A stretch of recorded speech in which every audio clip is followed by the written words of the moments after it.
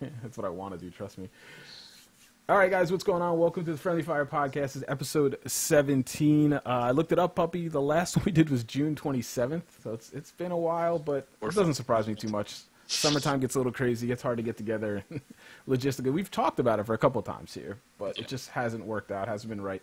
But it's good to get back. It's actually a little later. We're doing fall gaming today, but it's already, mid-October, which is kind of crazy, but that just means we're closer to the big releases. So we're going to talk about a couple of them tonight, particularly Star Wars Battlefront.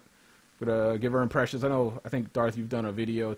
Tim, I don't know if you did a video or just talked about it on a stream or something, but I'm going to kind of use this as my impressions video, if you will. And we're going to probably talk that one out quite a bit. I think we're kind of all over the map on the impressions, just casually talking to you guys, but I don't think anybody's like on an extreme either way, really. Oh, maybe Puppy is. He likes extremes. We'll talk about some Rainbow Six, because that was another beta here. That's kind of like the opposite game to Star Wars right now. Another big release. We got a list of a bunch of other games. Chat, if you want to mention some games you want us to talk about. If they're not on the list, we will do that. But I would, if I had to predict, I would predict Star Wars will take up a bulk of it, especially with our guest tonight, Mr. Star Wars, Tim, aka Darkness429, right? I look at it all the time, but now that as it goes to say it, I hesitate for a minute. Obviously, live streamer now. I think most of the people know who you are anyway, but in case you're watching on YouTube, twitch.tv/darkness429, or is there an underscore? There's an underscore, because someone took it. Someone took 429. Wow, so. Of course. Stuff. You got to squat it. I had to do something, so it was like either underscore in between the name and the numbers or after. So should have went with the real Darkness. Actually, that's actually my YouTube. That's actually my YouTube. Is it really? Yeah. So it's twitch.tv/darkness_429 if you want to check him out. Definitely check him out. He has been playing the hell out of Star Wars Battlefront and other games, obviously.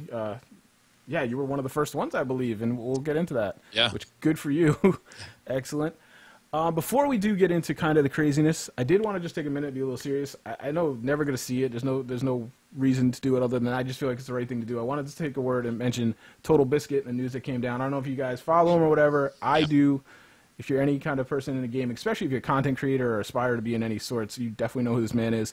I'm going to call him John Bain. That's his real name. We're talking about real life here. He's been fighting cancer for, at least a year or two now that we've known about it anyway. I think it's 2. Thought he was kind of out of in the clear, if you will. You're never fully in the clear with cancer, as I'm sure a lot of people know.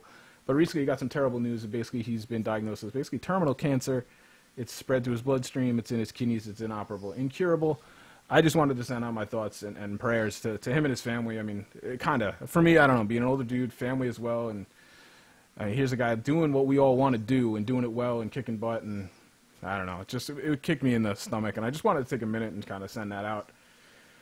Fight hard, man. I don't know. I know you're never going to see it. I just feel better saying it. So, just wanted to try to class up the podcast a little bit, and I send him the best and to his family, and I'm sure you guys do as well. So, yeah, for sure. I don't know. Now, in one of the toughest segues I've ever had to do from a serious note to lighten it up again, we're going to talk about the Comment King. Puppy's dropping the hammer on this. We have a little thing where we kind of, at the end of the podcast, we pick the person that's kind of had the best comments, the best interactions, and we send them a free T-shirt. In the past, it's been Roasting Culprit. Whoever burns me the best seems to win. Or me. Was it you one time? Yeah, they roasted well, that might still apply, actually. Oh, come on.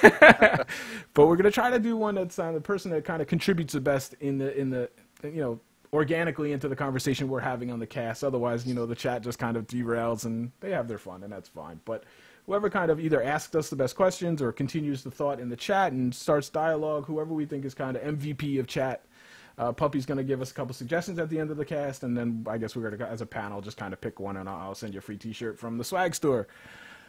So just a little twist on that. Still the same idea.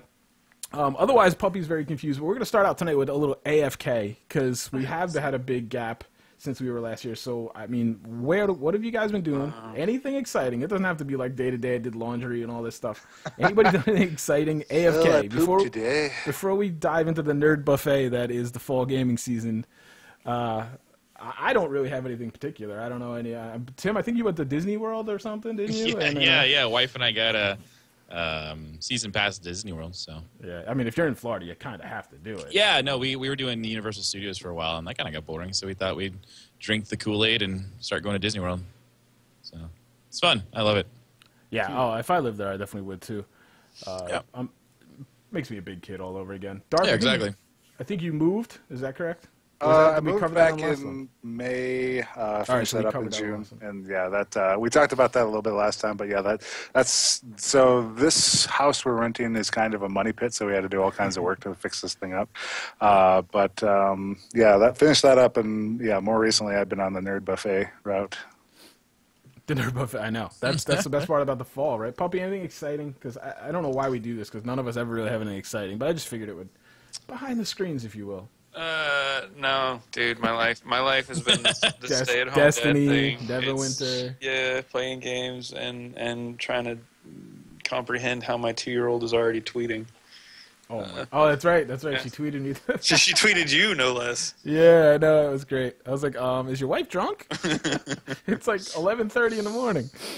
All right, so we're not exciting people, but we do know games. So why don't we just kind of go right into what we've been playing recently? I mean, obviously, it's going to be a list here. Anything other than, let's say, Star Wars and Rainbow Six. Anything, Puppy, and besides Destiny and Neverwinter Nights. So I just ruled you out of the whole cast. You just got to take Neverwinter. Actually, I plugged back in. I got a little bored personally, and I plugged back in Thief, and I went back to that one. And played that for a little bit, just to revisit it, and just to kill time. But I'm jealous. I want to need to kill time. Yeah. Other than that, though, no, I've not had anything else. I mean, I've been in what feels like beta after beta after beta, but Yeah. That's definitely. It feels like that's gaming right now. It's not even release dates. It's beta dates. Mm-hmm. Garth, what have you been up to? I'm going to save Tim for last. Well, you didn't say you didn't rule out Battlefield, so I'm gonna say Battlefield. But that's pretty much what I've been rocking. That's all right. We might touch on that a little bit towards the end if we have time. Yeah, it's been all Battlefield 4, Battlefield CT. I've been playing this new game called YouTube a lot. And then Battlefront. So that doesn't count. All right, Tim. What have you been playing besides everything we've seen publicly? Let's see. I dabbled in Metal Gear Online a little bit, so that dropped. That actually dropped the same day the Battlefront beta dropped. So I played that a little bit as kind of like a way to kind of take a break from Battlefront. Yeah.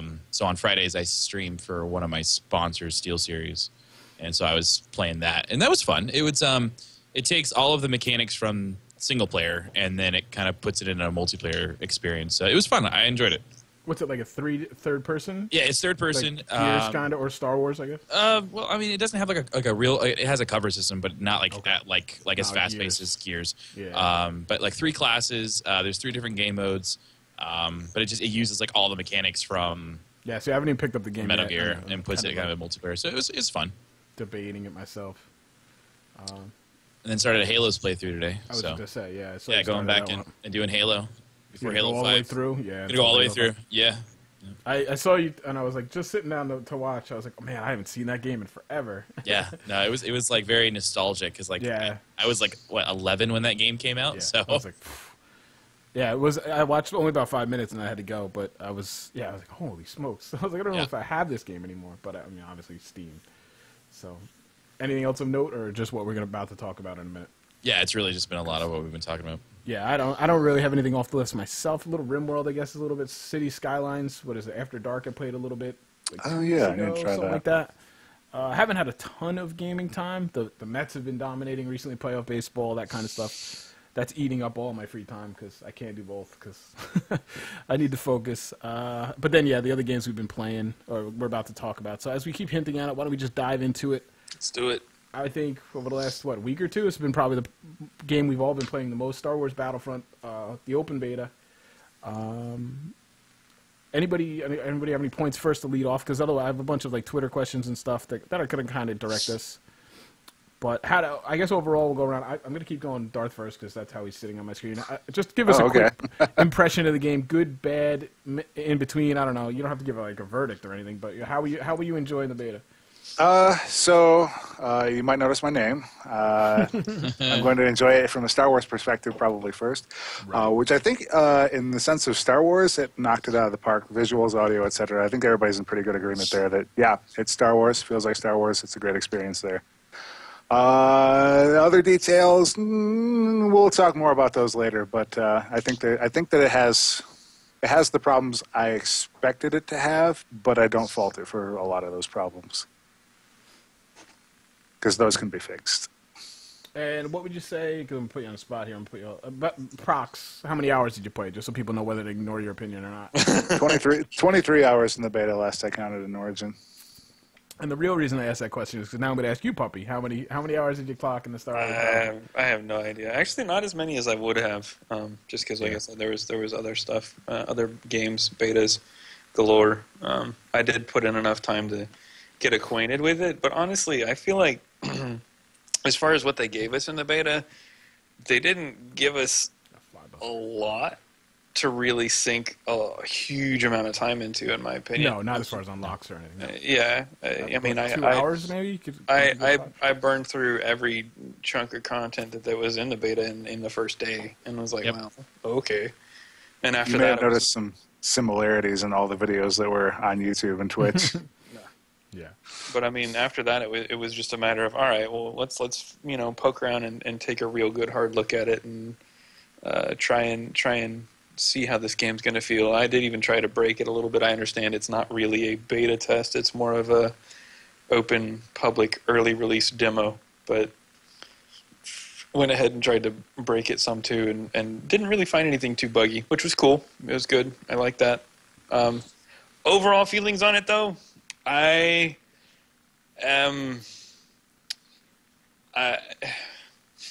my two worlds of my life are colliding. My gamer life says this. I get that. This game absolutely sucks. This game is terrible. I hated it. I didn't like it at all. For me, I did not like it. But there was one day where I was playing the beta and my kids were sitting on the couch watching, and I just on a whim was like, you know what? Let's try out the split screen. And sat down with the kids and booted up the split screen and spent the rest of the day on that, having an absolute blast. That's so for that, for being a dad, for being a parent, and just good old fashioned sitting on the couch gaming, it's awesome. And for that, I truly enjoyed myself. And one of the other topics that I threw on that list, actually, I threw on there because of that experience that I had. Yeah, I was definitely going to talk about that as well.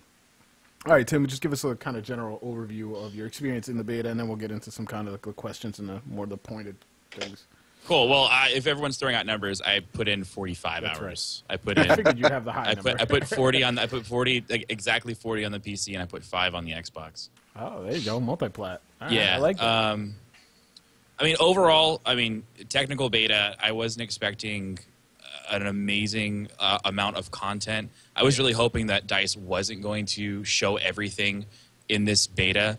They need to be able to look at numbers. They need to be able to see how server stress tests go. How much can they push on the servers? What can they handle? And then really just at the core concept of it, are the mechanics sound. And I think overall, I think it was great. It was a great experience. Was Walker Assault really one-sided? Yes. Were the spawns really bad? Hell yeah, they were. They were really bad. And we told that to the devs. I've definitely told that to the devs while we were in Stockholm doing this early content capturing. We had a sit-down session, and I told the devs, I was like, this sucks. This needs to be changed and that. So a lot of the stuff has already been changed. This build is not... We were talking about that, Darth, weren't we? This build was not cooked up 2 weeks ago.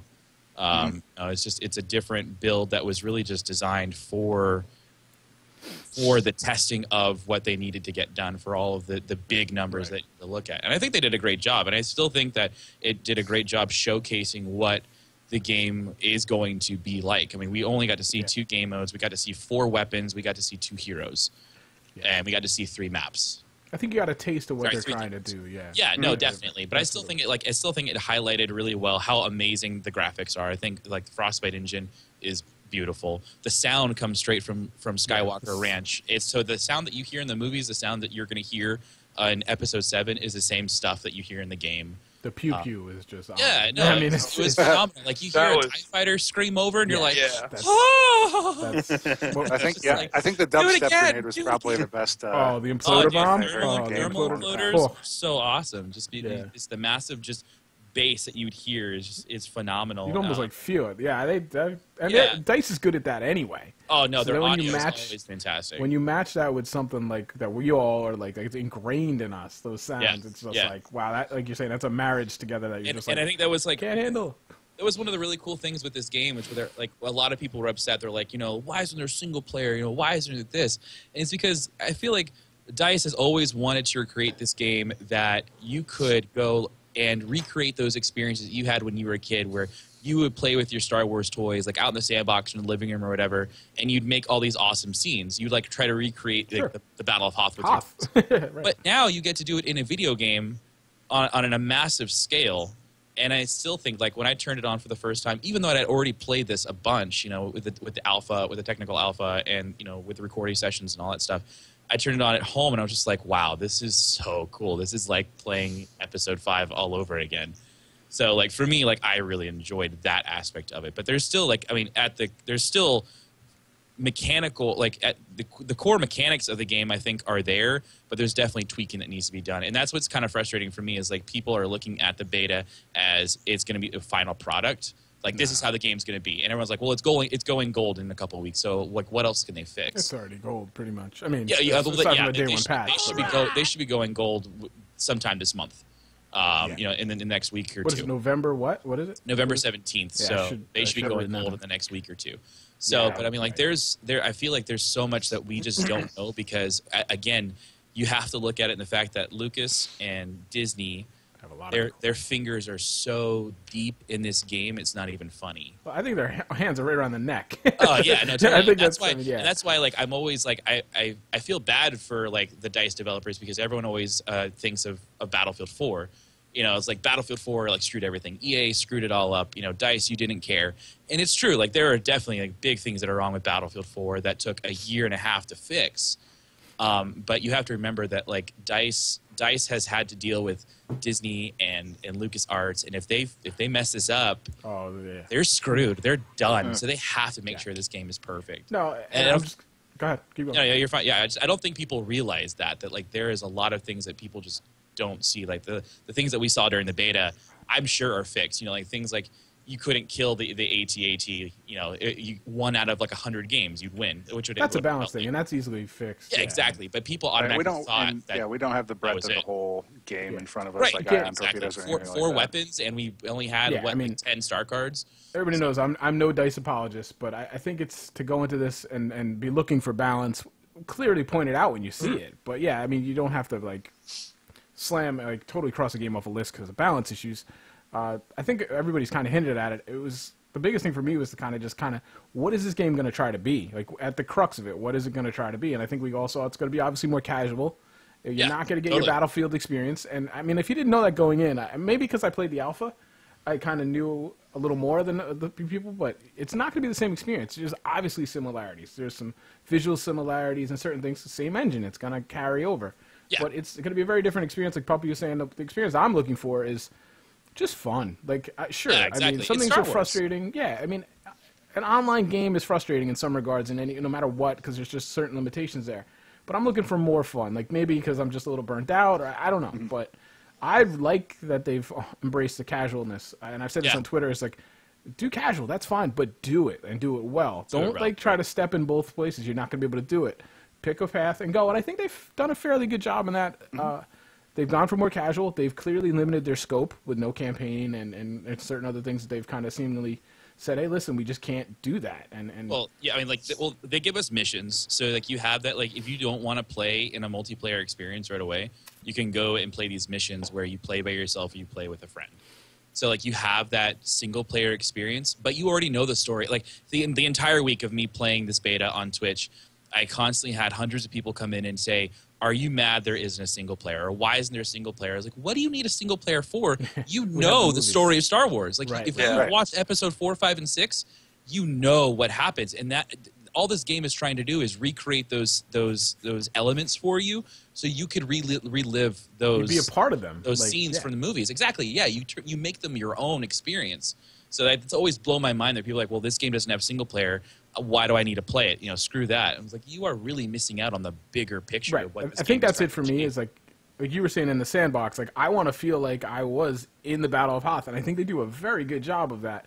And I was one that was kind of like, I didn't think that the server size was going to be big enough, but I don't really have any complaints. I mean, I don't like the balance of Hoth or Walker Assault, but I think it had everything there. It had the TIE fighters, just so many elements coming around, and between the audio and I'm not a fan of Hoth because it was just snow. I mean, obviously that's what it's got to be, but I feel like there's going to be more rich maps coming with the game, obviously.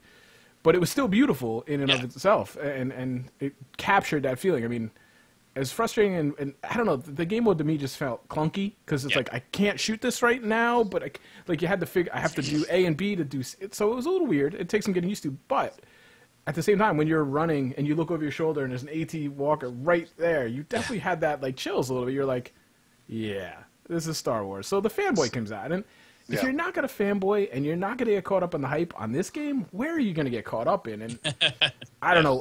I don't know. I'm not poor. I'm not saying this derogatory. Like, I waste money on things every day. So, like, if I don't get a perfectly balanced MLG shooter out of this, I'm okay with it as long as I get that experience. It's the same as me as, like, going to a movie. I mean, how much does it take for you to take your girl or your wife to a movie? It's the same thing. If you're looking for the same kind of experience where you kind of can get lost in it. $60 on the movies? Holy cow! Where are you going?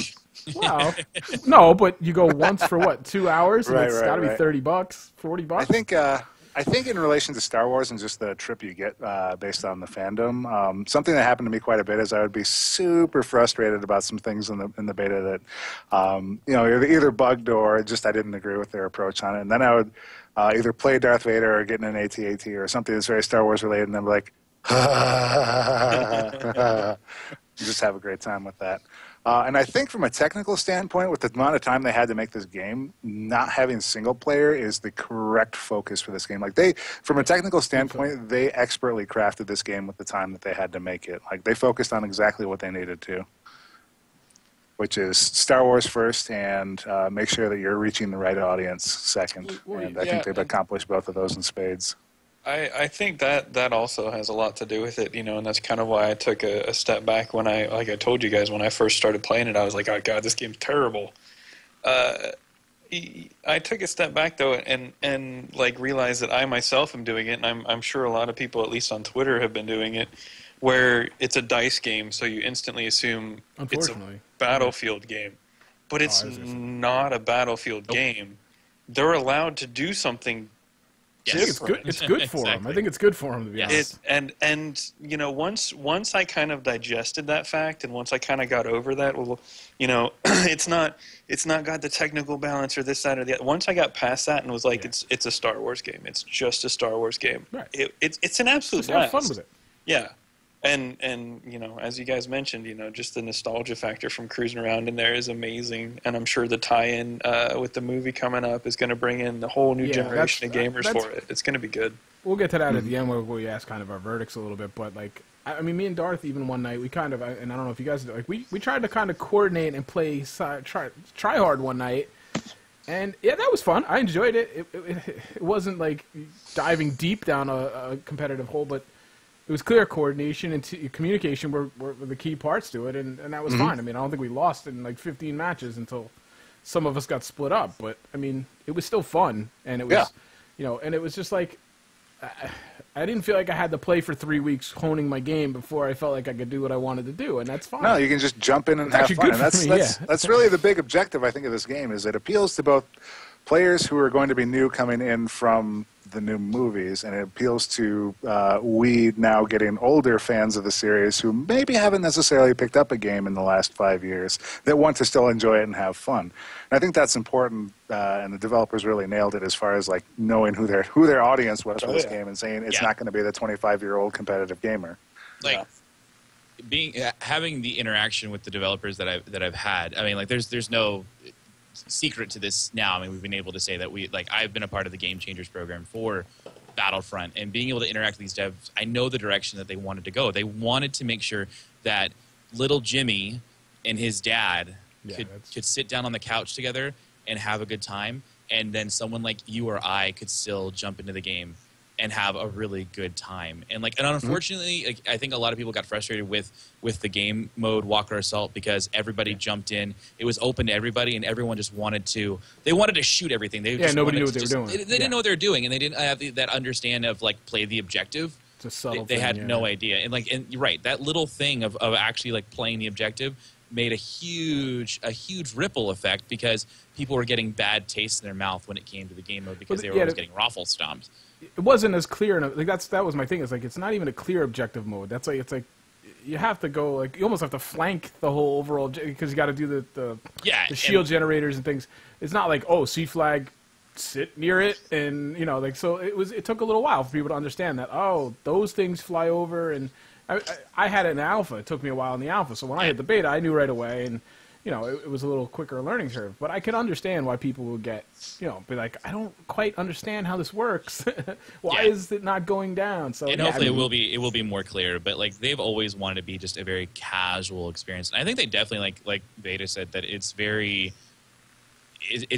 very enjoyable experience regardless of however you look at it. It's just fun. It's Star Wars, and I was gonna say, I mean, obviously being a father and puppy, you touched on this too. It's like I have an appreciation for the fact that this could be the first shooter I play with my 7-year-old son. Yeah, how cool is that? I'm super hyped for that. I'm so stoked. It's fun. I think it'll be fun. He's gonna lose his mind, But at the same time, I can then understand why the 21-year-old who is like used to playing competitive isn't gonna get that, and I totally agree.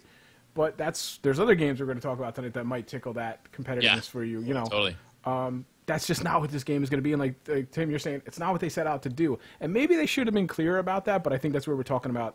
There's a lot of controlling there going on. What they could be done. The expectations maybe could have been set a little bit better. I don't know. We've all been relatively positive, so I don't want to go negatively. But let's bring up kind of the biggest issue that I see most people negatively bringing up is this game going to have longevity and kind of.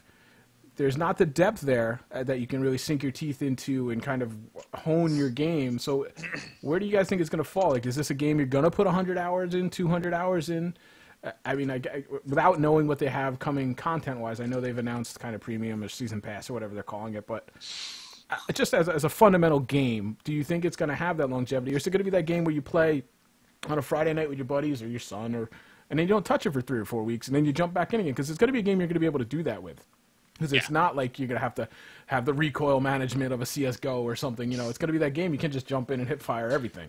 Yeah, I think that's the great part about it. But I also think, I'm trying to think of the Hardline release that sort of had a decent release and then completely fell off quickly after that. I don't see that quite happening with Star Wars for a couple of reasons. Number one, it's Star Wars. Number two, it has a movie tie-in. And number three, the way that they're doing the server browsers, which will piss off a lot of people, will also make it easier to jump into a game and have the fun right away rather than going, I don't like any of these. I don't like any of these servers I'm in. I don't want to play any of these. What do I got in European options for Hardline? Okay, there we go. But yeah, there's a lot of advantages to the way that they have it set up, and I think we will probably see more content coming for this quicker than Hardline had its new content coming. Because I'd be really surprised if they don't do a drop near the movie. Well, I would figure right after, maybe. Yeah. Well, you've got Battle of Jakku, which is the DLC that comes out right before the movie drops. Right. So yeah, it's like 5 weeks. Yeah. So like what it does is like that explains. So if you remember in the trailer, there's a crash Star Destroyer. Right. And that's the planet of Jakku. So the Battle of Jakku is going to explain that part leading up to the movie, which I think is really cool. So there's a little tie-in there. But like the issue, like you brought up Hardline, and like the biggest issue with Hardline was Hardline had 2 game modes that really people only played. It was normal conquest, and then it was the driving one, the where everyone drove around in cars. Hotwire. And Hotwire turned into 64-man. Everyone had RPGs, and you couldn't do anything. And then the other game mode that everyone was playing was 24/7 the block meat grinder conquest.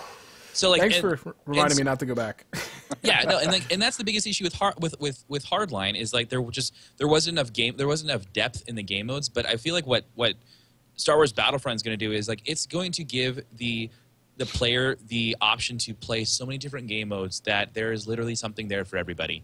The people who like flying, the people who want to have those you know, the games from like the N64 where you could fly as like the TIE Fighter, the X-Wing.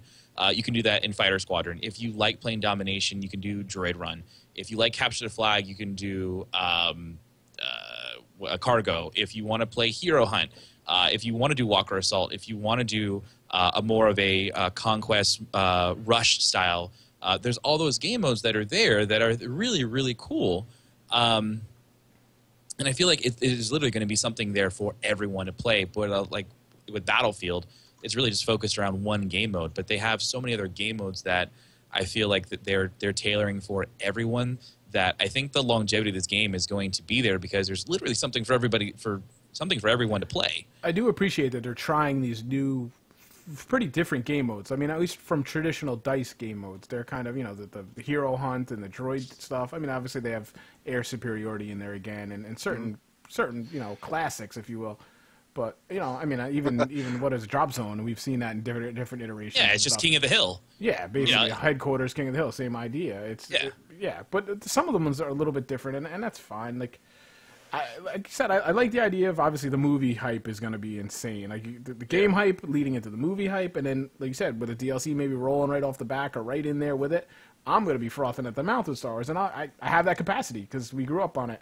Yeah. So I mean, I find it impossible for this game to fail this holiday season. I think they know that too, but So it really comes down to the old Walmart mom run at Christmas time. What do I need to get my kid as a shooter? Oh, hey, here's a property I recognize. Yeah, Star Wars. Yeah. All right, well, so I'm going to dive into a little more of the pointed questions that I got from Twitter when I asked the other day, and obviously something that we put in there. Oh, gosh, I've read this name 1,000 times. Ekialb, Ekialb, I don't know if I spelled it wrong, or pronounced it wrong, I apologize. He basically asks ways Battlefront can have a higher skill gap, but still cater to the casual audience. And I think that's the crux of this game, and something DICE themselves have probably struggled with in the boardrooms, trying to figure out how to have a little more skill, you know, definition there, but yet make it approachable. And like you said, the no server browser, you just dive into a game. Hopefully they're going to have some kind of a MMR or something, you know, to kind of match people properly. And that in and of itself will do some of the job. You know, then you're going to get good guys against good guys, and then Exactly. the skill and meta will evolve. But is there any like specific mechanics you can see really kind of separating people? I mean, obviously we don't know all the gadgets and things, but I'm just trying to think quickly. I mean, aside from a group coordination thing. I can tell you something that's going against it right now, at least on console, is the utterly ridiculous amount of aim assist in that game. Oh, I can't. Yeah, If you not only does it have a lot of aim assist on console, but if you go into third person, it feels like snap aiming. Aimbot. It's ridiculous how strong it is. It's. I mean, like, it's good for my kids when they're playing it. You know, I got a little sense of that when I was It'd flying. be good for me on if I'm on a PC. console. Yeah, I noticed that in Xbox One where I went in third person, then ADS, and it was just like snap, snap, snap, snap, Yeah, snap. it just snap shoot. It's like Grand Theft Auto where you just toggle ADS and it goes to the you next could even guy. do that. Yeah, you do that like in Halo where you just like snap, snap, snap, and you get headshots all the time. So. Yeah. It's so as far as the skill gap goes, that's definitely going against it. At least on console, I don't know. And again, we have no idea what it looks like from when this beta was done to like where it has been tweaked now. So like that's really hard to be like I really hope they do tone that stuff down, like the aim assisting, because you're right, it definitely does ruin the experience. I'm honestly okay with them leaving it like that, just because as much as it was really, really hard, like the aim assist was hard, as in it helped you too hard. I personally, I found because it was toned down in first person, I just played in first person because that was what I enjoyed, or I just because at the time I didn't bother to find the options to turn it off. Usually that's what I do. But the fact that it was there, like I said, I know I can hand the controller to one of my kids and they can go and they can actually do well, you know. And any game is going to be, it's more enjoyable the better you're doing. If you suck at a game, you're not going to have fun. Exactly. It's just the way it is. Yep. So, yeah, I mean, it's like I said, it's going against the whole enabling a skill gap, just because, like I said, you're talking about my 6-year-old and my 8-year-old playing this game with, you know, me and you and anybody else. Well, I think they have the template for what they need to actually have a skill gap, and that's really just in the teamwork and objective play is what's going to make the difference in this game. It's the game modes. Yeah. Knowing the game modes, knowing where to go on the maps, knowing the best strategies for any given map, more so than the gunplay in the game, which is very aligned towards it's going to be more macro instead of micro. Yeah. Right, that's how I see it being. As far as like one up, like how can you beat that other guy 99% of the time by improving your own game? That's not going to be a thing that happens as much in this game, at least with the balance that they have in the beta now. As long as Han shoots first, Han will win. Yeah, if Han shoots first, Han will probably win. Now, the thing about the game is that with the stats that we have in the blasters in the beta, those could all be changed very easily. Yeah, like we've seen DICE do this plenty of times before, and that's honestly one of the things they can do the fastest. So, yeah, that's something I didn't pay. I paid the least attention to because it probably has already changed. Like we're saying, this is an old iteration. Right. The thing that they could not fix is the Star Wars part, which they nailed. The things that they can fix are all technical in nature. Exactly. I happen to agree, actually. And again, I'm kind of a guy that takes people to task, but if there's got to be something that's going to be wrong with something, make it the things that are easy to fix. Little balancing issues, stat issues, don't make it the feel of the game. And I think they have the feel very well. But I kind of went in with the right perspective, and I get a feeling we all did, is this is going to be casual. This is not going to be our classic Battlefield. And there's nothing wrong with that. It's just you just have to know that. If you're going in looking for, Battlefield 5, you're not going to get it. I was telling fanboys, I was like, this isn't for you. I was like, go back to Battlefield 4. Yeah, right. Yeah. I think if that's what you're looking for, this isn't for them. Exactly. If you have an open mind, it's fine. But if you want to, I was going to say it's not for you if you are the Battlefield fanboy. But I think if you just want to let go of it all and get immersed in Star Wars and just be Star Wars, like you watched the movie and you saw the fight and you're like, I want to relive that. Then there is literally no better game, I think. Yeah, I think of all the Star Wars toys coming out this year, this is probably the best one. Oh yeah, or the BB-8 doll. I don't know. I really want that BB-8 doll. What do we think about the whole the pickup system? The power pickups. How do we like? Because I'm not a fan of it. I don't really like it myself, but I don't necessarily have a better one. So it's hard for me to really. I think for what they're doing, it's a good idea because it gives everybody access to things that some people can just hoard in Battlefield, for example, and. The things I specifically don't like about it are related to bugs, which may or may not be fixed. Like, for example, in the beta, I was trying to farm Vader quite a bit. Shocking, I know. And I constantly ran into a bug where I would find a pickup that had a hero label on it that would suddenly switch to something else. Yeah, I can actually tell you why that is. Somebody got in it, probably, right? So the reason why is because the hero actually spawns in more than one location at the same time. So if someone grabs the hero, unfortunately, it turns into a normal power pickup. So that's the only issue with that is that they're trying to balance it out by being on multiple places in the map at one point. Right. They don't want it to be one-sided. So it's always going to be on the left side or it's always going to be on the right side. So put it on the left, right, middle, and back. So I've actually had it where it randomly generated two next to each other.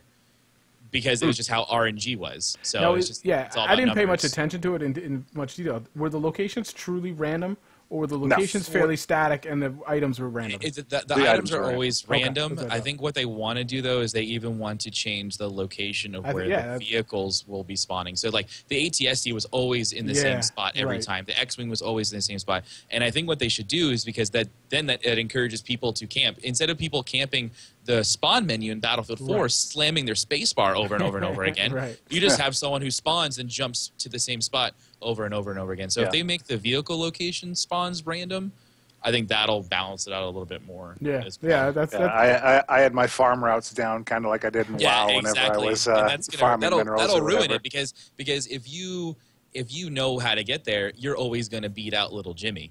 And little Jimmy's not going to have the opportunity to play as Vader, and that's going to ruin his experience. And then he's not going to want to play Battlefront. I didn't play a lot of Walker Assault, but I didn't play Hero at all. I mean, I'll be honest, I didn't really care. But if I stumbled across one, I would have. But it took me several games before I could find one finally, because surprisingly they are in demand. And and also the color doesn't help either because it's a light blue against white. Blue on white, you can't see it sometimes.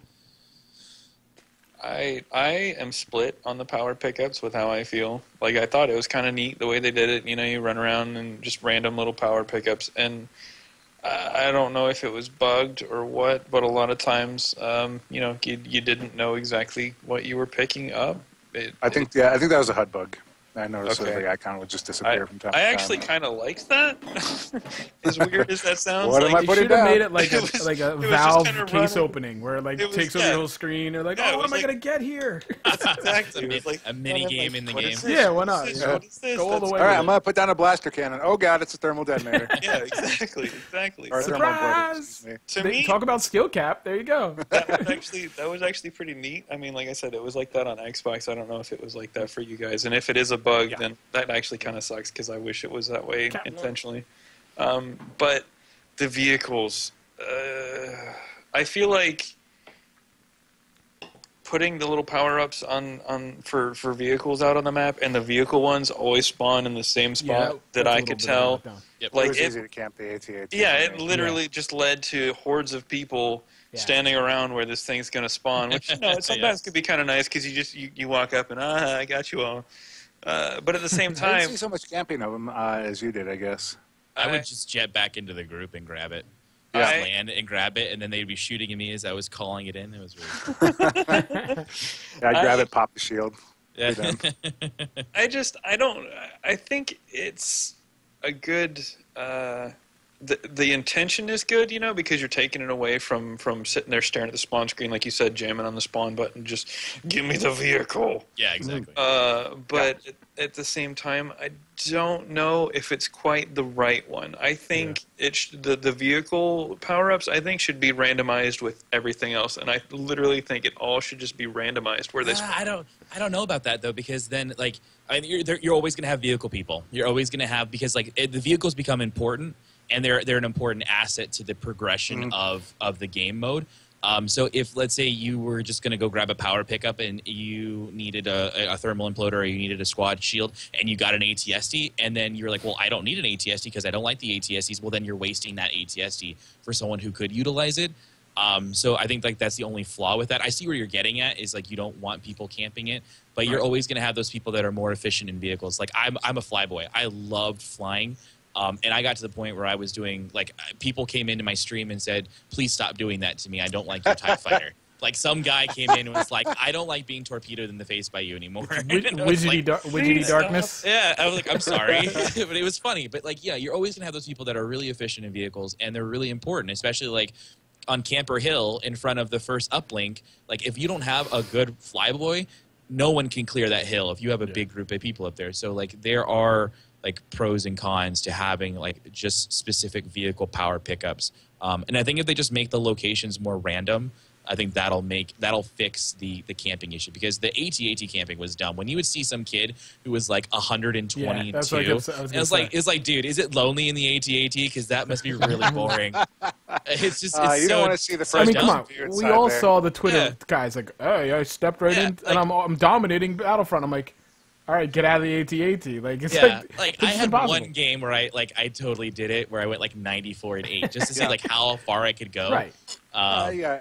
But yeah, I did that it's just silly. But I totally agree. Like, they definitely need to make the location itself more random. Yeah.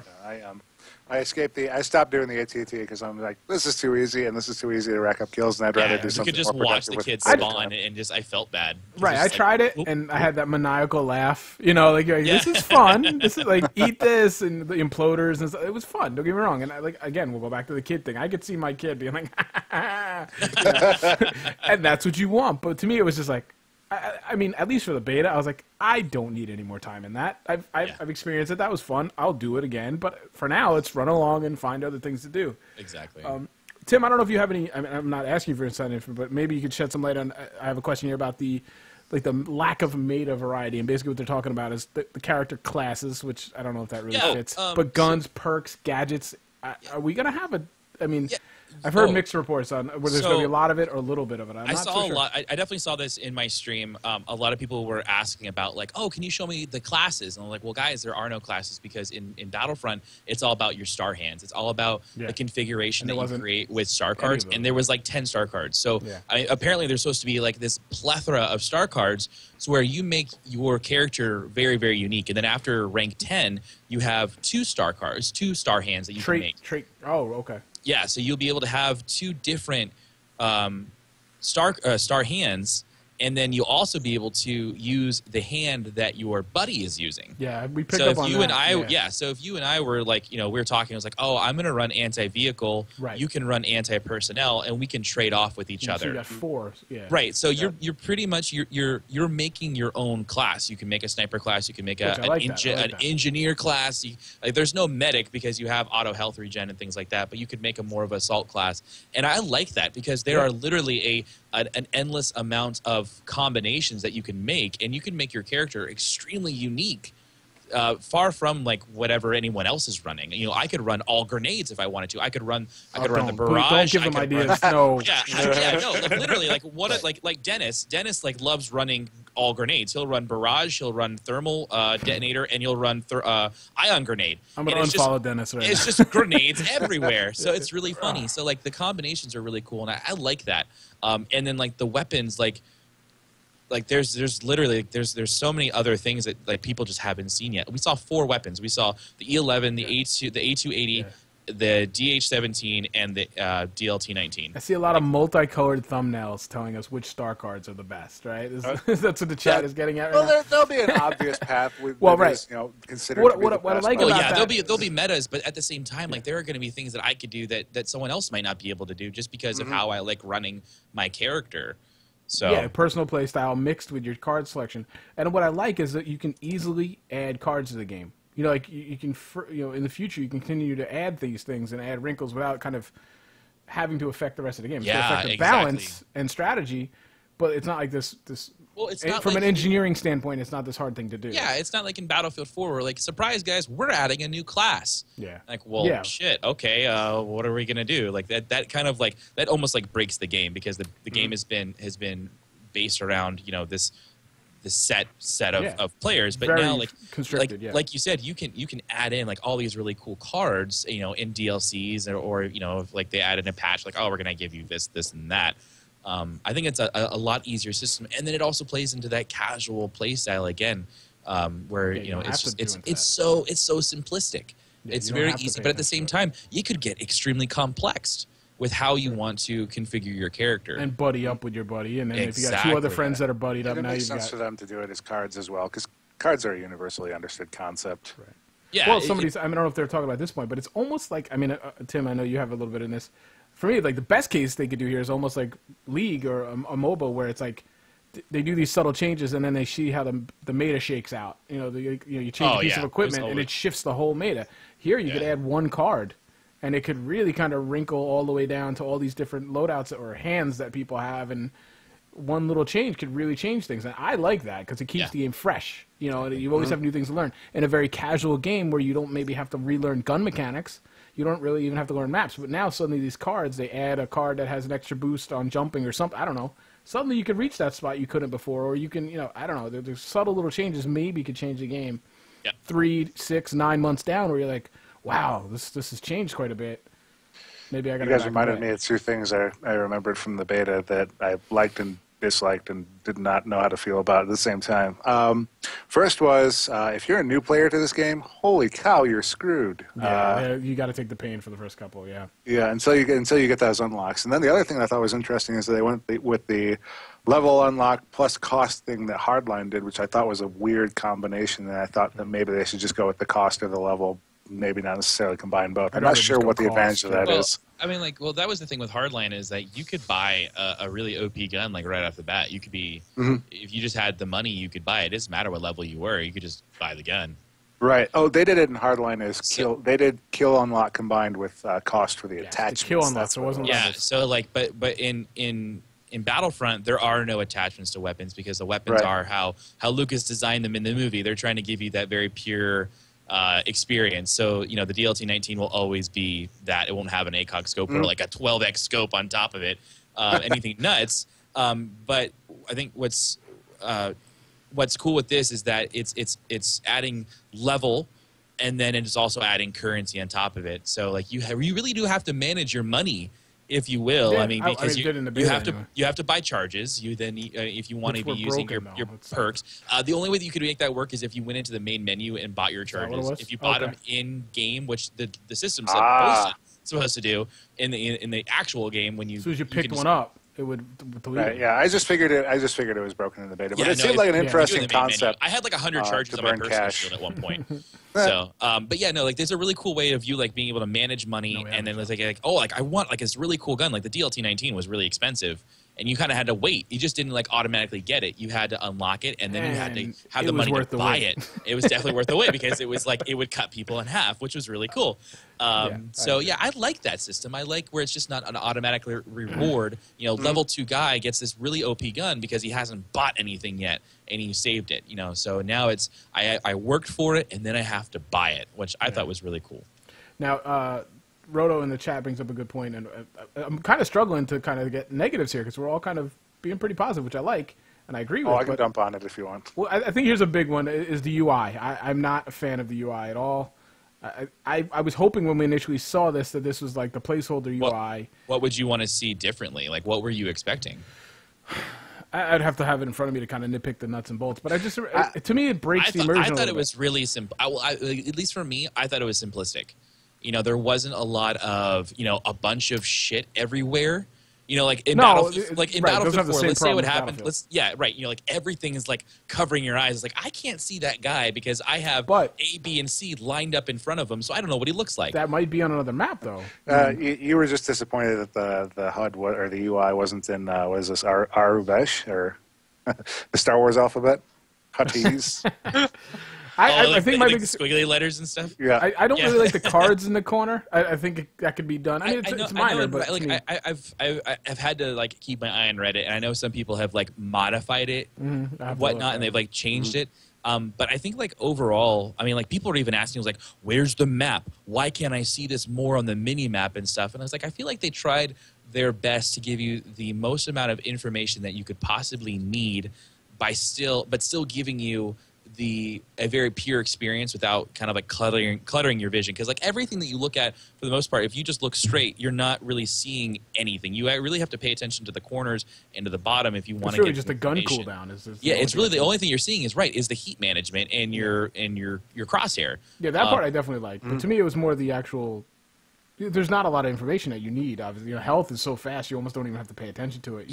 But I mean, like you will notice it because it flashes and it kind of like it pulls your attention down to it, but you're not always looking at it. I think my biggest thing for me was the cards. It just felt weird to me, out of place. But I mean, it's something you're going to be able to do is scale the UI. Scale, I would hope transparency.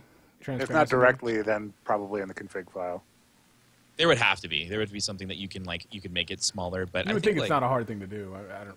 I hope they give us something like that on Xbox, because I'm pretty sure I saw that. We usually don't get scaling resolution on the. Upgrade to the PC Master Race, bro. It probably didn't bother me as much too because I had it pulled out to 90 FOV, so everything was like I saw more. Yeah, so it really didn't bother me as much. Yeah, it was just a minor thing. Like I said, I'm kind of grasping here, but 12 maps on launch, right? Is that correct? 12. Yes, 3. I think there's 4 planets. Each planet should have a map per game mode. And I was told, I don't know if different locales for different game modes. So we're not necessarily going to play TDM on that same Hoth locale, which I think is really cool. So yeah. So like your Walker Assault, on Endor will look different from Droid Run on Endor. So it's not just going to be a section of the map. Well, exactly. It's not like Drop Zone on Hoth is a lot different than. Like it's something completely different from what you saw in Walker Assault. So like, and I think that's cool. Like I like how they've tailored it. Like that was always everyone's biggest gripe with Battlefield 4 was like, oh, so you literally just cut a map in half and you put walls up. Thanks. Yep. Like there was no passion in it. You know, literally it was just like I'm gonna cookie cutter this out and I'm gonna we make one map and then we just cookie cutter out what we need. Exactly. No, but they like it. It's like every single. like game mode has like its own experience that's memorable. You know, like I like that. I think that's really cool. You don't really see that with other games. I don't even think I can think of a game that has multiple game modes per map, but the game mode maps are different. And it fits here too because it's not even they're doing multiple game modes per map; it's per planet. That is how they're doing it. You know, they're going. Well, like, yeah, per planet. Yeah, right. But it just works. It fits nicely for them. Because each planet has this theme already in Star Wars, so it fits really nicely. You got the foliage, the snow, you got the lava, whatever. You know, it's like the movies set it up for them perfectly. Yeah. So why not take advantage of it? And I was really glad to hear that because I was like, Walker Assault. I'm like, tell me they're going to do this in the trenches. You know, like where are they going to do this? So that's why I asked. I was like, tell me there's going to be different locales. We might see the Rebel base for, you know, Drop Zone. I don't know, you know, but like, obviously there's a lot of places they can visit. Or I mean, you could even see like the Wamp, like where like there might be like a freaking Wampa running around, like slashing at you or something. Give me the Ewok Drip Village. Appease me. That's what I want. Come on. All right, so let's try to kind of curtail up Star Wars. Again, I know we could talk about this all night, but I do want to pay some respects to other games, if you will. Let's just keep it real simple. I don't want anybody to go crazy. I mean, for me, and I'll lead off, I'll say nothing in this beta made me want to buy this game really any less. I wouldn't say it really grabbed me and said it's insta-buy. I haven't pre-ordered. It's kind of what I expected it to be. I do have doubts about longevity, but again, we know the hype train is going to be real. The content flowing out initially should be enough to warrant, I think, I'm going to get fanboy in this. I'm going to let myself fanboy. Like I said, if you don't fanboy over this game, whether the game's really great or not, tied into the movie, because You're already dead fanboying. inside. Yeah, it's my wheelhouse, though. I'm of that age, and I love Star Wars, and, you know, so with the whole... It's like they're not making a game for me, they're making a season. It's like, you know, it's like this 2-month season. And I'm down with that for whatever the price is. I'm not going to buy premium or anything like that. I'm not even thinking about it right now. There's no point to think about it. But I will be buying it. I'm not going to say I'm recommending a buy or anything, but for me, I'm buying it. It's Star Wars. I was probably buying it before the beta, to be honest. So, and I'm not really that worried about it. I think I'll get my enjoyment out of it. But I do have that angle, pup, with my kid here. And even if we just play the co-op, that is worth the money to me. So it's hard for me. That's why I haven't done a video saying, like, should you buy, should not. You know, it's very personal. So I don't know. I'm going to flip it around. I'll start with Tim this time. So obviously, I think I saw you say you already pre-ordered it and you got the PS4 for it. So I think that's a yes. Like, for me, like it's a really cool experience because like I absolutely love Star Wars. I grew up playing Battlefront, and like I feel bad for the Battlefront community that is of this like purist mindset. They're like, this isn't Battlefront 3. Why are you doing this to me? And it's like, they're not. You have to remember, this isn't Pandemic Studios. This isn't a continuation of Battlefront. This is a reboot. This is something that's completely different. That is a joint venture with Lucas and Disney and DICE and EA. And so there's so many other things that play into this. But for me, like I'm very much so sold with this game. I'm very happy with it. I think it's on launch. It's gonna do very well. I'm very excited for it, and especially, and even like for me, coming from more of a, I wouldn't say like a professional like shooter standpoint, but just someone who like really likes tactical shooters like Battlefield or even like Rainbow Six that we'll talk about later. This still like it gave me what I was looking for when it came to a shooter. It was something else that I was looking for. You know, if you play Battlefield 4 or Rainbow Six all the time, like you're missing out on like another angle that's there in the genre. I agree. It surprises me how much I did enjoy. Like, I almost have expected to lose interest in this much quicker, you know, because I do like a little more depth. And yeah, and I was surprised. I put in over 40 hours and the beta was over, and I was like, shit, what do I do? Like there was nothing. Like there was two no maps other. And two Yeah, demos, there was no other game that I have in my library of games that I was like, well, I guess I could go play this. This will fill that hole. There isn't. There was something that made me smile and made me laugh. That made me happy.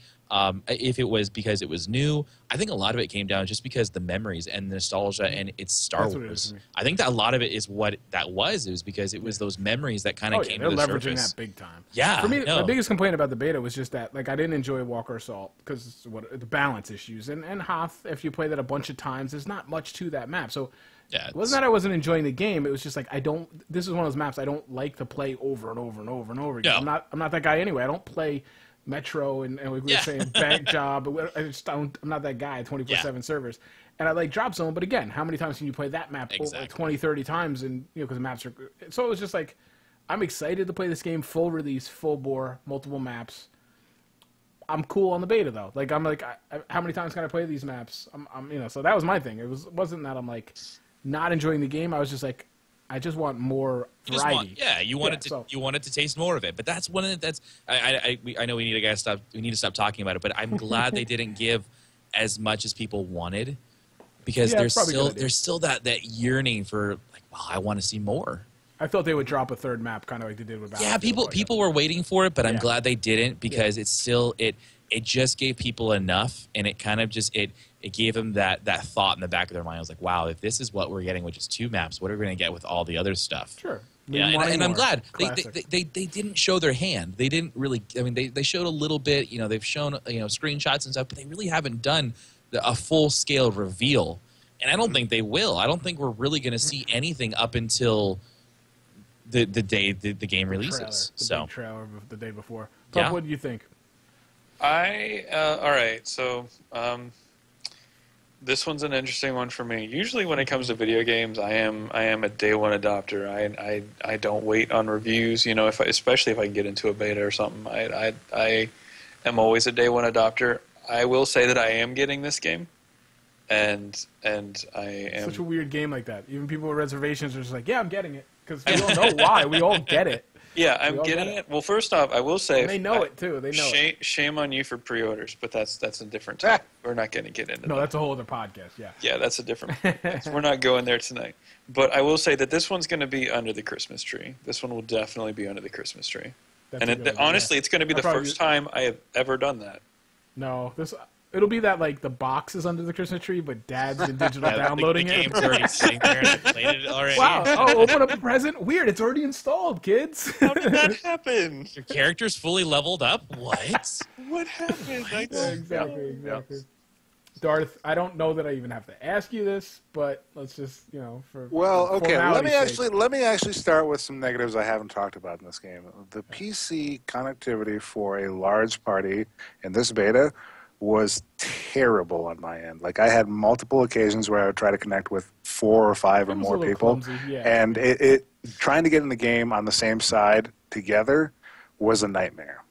But that being said, there was very little in this beta they could do to shake me from my desire to buy this game. And after it was over, I had the same reaction that Darkness did, where it was like, but what now? I didn't even want to stream. Like, I literally, I was like, well I guess I'm not streaming for a month. You had on different levels. You had a good stream week and you had a good game week. So it was rough, man. A lot of emotions and feels in that. Yeah.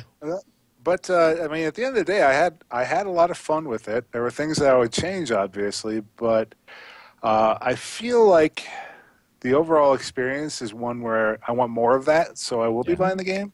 As far as like recommendations to other people, if you're not a Star Wars fan, shame on you. I don't know if there's much in this game for you. I don't want to be your friend, frankly. Yeah. If you're not a Star Wars fan, I don't see like a Gears of War fan suddenly going, "Oh yeah, Star Wars, this is my bag." But you know what? There were definitely some people who came into this beta going, "I've never watched Star Wars before. I just like shooters, and I'm hooked."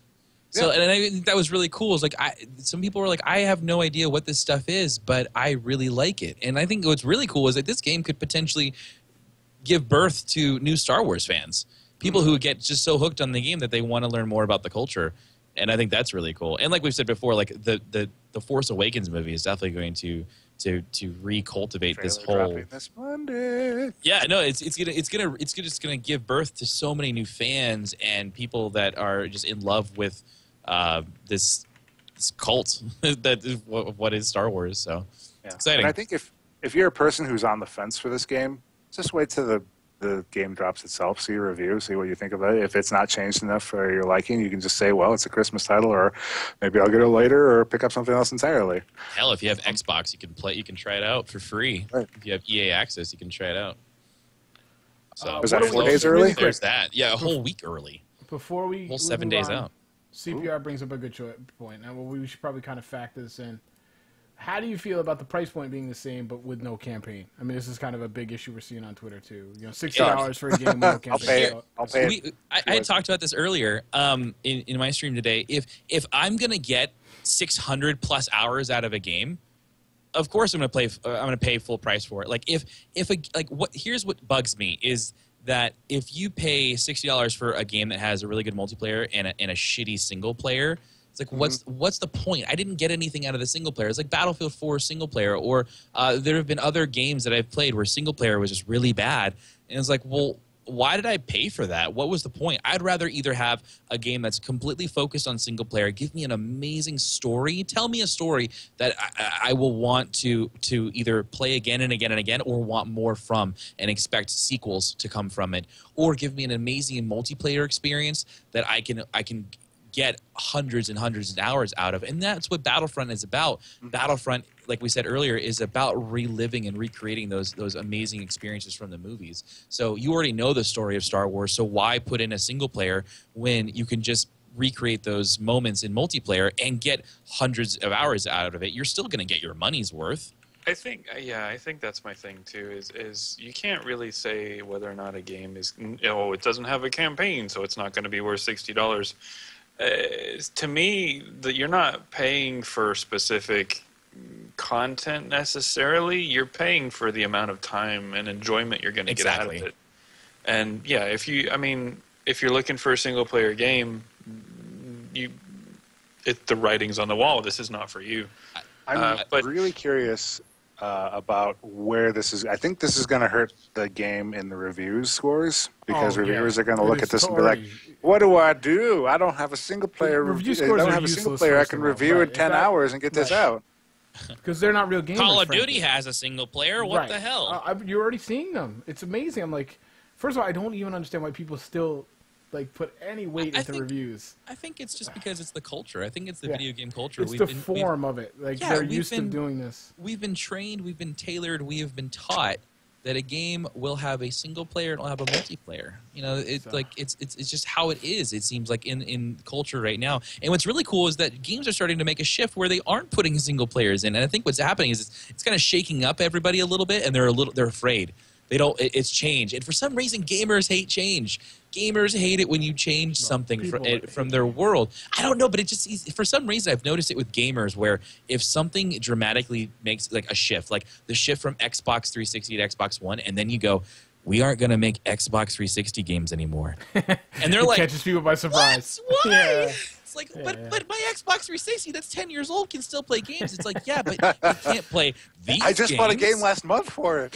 Yeah. How could you do this to me? First, the 8-track in my car, and now my 360. My life is falling apart. My apart. VHS is gathering dust now. Yeah, no. I still have my HD player that I got from Xbox 360. I'm going to go for a walk with my Discman. You know? It's crazy, but yeah, it's like I noticed that with gamers a lot. Is like you just like if change is good, and I think this is definitely a shift in the gaming industry, is where single players aren't single players are becoming, if anything, a standalone, and multiplayers are becoming like their own beast. And I love it personally. Cool. The way I look at it, I'm paying for polish. I'm paying for focus. Yeah, and you're paying for your time. I'm not a kid with a newspaper route. I have the little bit of disposable income, so I will pay the premium for you to just focus on the multiplayer. That's all I want. That's all I'm interested in. So yeah, that's the part of the game. I guess now you get the choice. Like if you want a single player experience, there's games that'll now do that. Like you're saying, they're splitting their focus, and that's fine for me. Sure, maybe we'll miss out on that epic game that does both well, but those are really few and far between these days. Yeah. So I like everything in this world is specialized right now. So I will pay for you to just focus down on what I want you to do. I would absolutely. I have no problem with that, but I understand why people are asking the question. I think it's a fair question. The question needs to be asked because what's next? What might they cut next? And keep, as long as that price point doesn't move and they get away with it, they're going to try something else next. I don't know what it may be, but they'll figure something out. But with that said, we've gone about an hour, which totally doesn't catch me by surprise at all. So let's move on to Rainbow Six Siege. I don't think we're going to say as much here because I'm already like, man, I don't remember a lot on this one. But did everybody here play Rainbow Six Siege? I don't know. All right, cool. Nope. That's good. I should have probably asked that the other day. Jeez. Again, we'll do this kind of same thing. Right, I'm just gonna sit back and relax. Well, that's usually Puppy's job, right? But that's good though, puppy. Because you're coming from console, so I like having the varied point. Roughly how many hours you guys played? What did you guys think of it? Pup, will lead with you this time. Go ahead. What do you got? More than I should have actually on this one. Really? Okay. That's surprising me. Go ahead. I played this one a good bit just because there was a lot to unlock, and with this one, with any beta, I like trying to get my hands in there to try out everything. Because I want to get a feel for everything. You can't say, "Oh, I like the game," or "I hate the game," or "this mechanic's broken," or "that mechanic's broken" if you haven't tried it all. Yeah. So I spent a lot more time in it just because there's a lot more to get at. But exact hour count, I genuinely... No, just rough idea. I was just like 10, 20, 30, Just like 7,000. You've said enough. I just indicate how deep you got. Because some people, I don't want someone to come in their opinion and then they played for 2 hours. No. We're definitely in the between the 30 and that's fine. 50 range somewhere. You are qualified, sir. So yeah. So what was your overall impression? All right. Well, if you're looking for the exact opposite of what Star Wars Battlefront's bringing to the table, this is the game for you. It's got the very tight-knit, close quarters, planning, strategic, tactical shooter. It's right up that kind of person's alley. I will say that it actually is more hardcore than what I would prefer. I found myself getting frustrated with the lack of I actually put it in there, a lack of variety in what it was that you did. Like there was a couple different game modes that they let us have a crack at, and even there was the co-op mode too that they let us get our hands on. But every single one of them felt basically the same. The co-op It was always a good bomb spot, and The co-op one I think was the only one that kind of mixed it up, just because there was it wasn't just 5 bad guys, there was a whole ton of bad guys. But it was basically if you're going for the bomb, you're going in, and if you're attacking, you're going in, you're trying to kill all the bad guys that are in the bomb room. But if they're not guarding a bomb, then it's you still got to go into the same little room that they're guarding or whatever and try to get at them. And it made me feel like there was no real distinction between the different game modes, and it kind of made me wonder, well, why? Why have the different game modes? Like, you're basically just slapping a different label on the same task. There was some minor tweaks, like you could go in and plant the bomb or whatever, but I didn't feel like it was enough to warrant calling itself a separate game mode. Personally. So in that regards, I was a little disappointed with the lack of variety. Again, it is just a beta. I'm sure there's a lot more coming. One of the things I was super impressed with, though, was you could clearly tell that Ubisoft was actually listening, because what was one of the huge things that everyone talked about when they were showing the E3 demos and everything was like the heartbeat sensor. Yeah. Oh, crap, that thing looks broken OP. Begrudgingly, I think they're listening. I don't think you want to get rid of some of their ideas, but the important ones, like the hit markers and the heartbeat sensor, they definitely listen to. That was one of the first things I jumped on. I was like, I'm getting me the heartbeat sensor. Let's see how broke this thing is.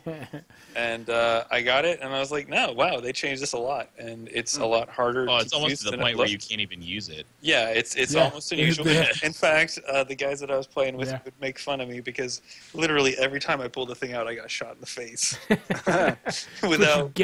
Without karma. Without any sort of doubt, it would happen every single time. See where the heartbeats are. Oh my God! It's like Star Wars where the where they jumped up. It's my heartbeat. Oh, the heartbeat's gone because I'm dead.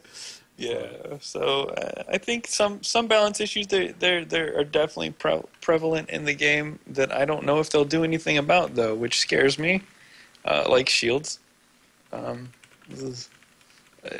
Those things were broken, and I hated them. And I don't know if they'll do anything about it. Oh, they'll have to. There was a huge outcry.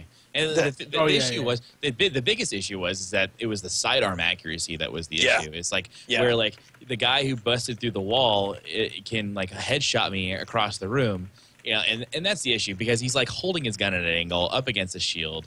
So like there's definitely like balancing, but I do agree with you. Shields but I know they're looking at because the entire community outcried. Like you need to look at the shields. And I think culprit, like what you were saying, is like they're definitely looking. Like they patched that game a lot. Yeah. Like, there were definitely like things that they were doing throughout the beta that I knew that they were like paying attention to. I So played that does the alpha. sound like a true beta then. Yeah, I played Yeah. the alpha. I was not impressed. No, there was the trailer. Remember the trailer dropped? I would like my pants were full. I was like excited. This game looked really good, and then we played the alpha, and I was like, I'm not. It feels clunky. I lose stupid ideas. I thought heartbeat sensor, hit markers through walls, that kind of stuff. I was like, they got a great concept, but they're just not following up on it. This one brought me not all the way back, but I enjoyed this one a lot more. I'm reading chat, and some of the comments are true. Some of them are saying it's repetitive and things like this. Sure, I mean that's the nature of the game, though. CS:GO is repetitive, but it's still I think but that's actually kind of the title that they seem to be going for with this one. And I think if that's the genre and that's the audience that they're appealing to, then I think they've managed it fairly well. I don't know how many of you guys have played the original Rainbow Six games from like way back when. Like I played 64, baby. Well, no, like I played Rainbow Six I played Rainbow Six Raven Shield. A lot of Rainbow Six Raven Shield, and that was like their multiplayer was literally one game mode. It was team deathmatch. Everyone had one life. Last team with the last person standing won, and that was it. Like that was literally the game mode for Rainbow Six Raven Shield, and I played that game mode religiously for 2 years straight. And I think that was the coolest thing with this is that they took elements of Rainbow Six Vegas with the grappling, and they still kind of paid homage to Vegas, and they knew that there was a community that still to this day loves Rainbow Six Vegas, and there's a lot of people that are complaining. I don't have a cover system. Where's my cover system? You had it in Vegas. But the original Rainbow Six games didn't have a cover system. It wasn't introduced until Vegas. And I think what was really cool is that they're definitely catering to the old school Rainbow Six players that are still there, that are still looking for that Rainbow Six game that they loved. And I think what they've done is they've done a great job. And like you were saying with Counter-Strike, I mean, Counter-Strike literally is one game mode. It's plant the bomb. And I think what's cool is like this game mode didn't force you to plant the bomb. It was still the old game mode of search of team elimination, hide and seek basically. Hide and seek if you wanted to, and that's how it was before because you knew how precious your life was. If you messed up, you got hit once, you were dead. Yeah, there it is. There's the original Rainbow Six your games. Street cred. Yeah. Yeah, so like I played nothing but Raven Shield, and for me, it felt like the original Rainbow Six games, and I think they did a really good job of bringing in those old mechanics of how the original Rainbow Six games felt, but gave them a really nice new fresh feel. I think they played the beta for about like 20 to 30 hours within like a short time span because I had just come back from a trip, and I had just enough time to kind of be on the tail end of the beta. But I think they did a great job. I mean, I think they still need to work on how the spawns are done. Like, I would like to see more of just always being in one building on multiple floors. You could pick multiple buildings.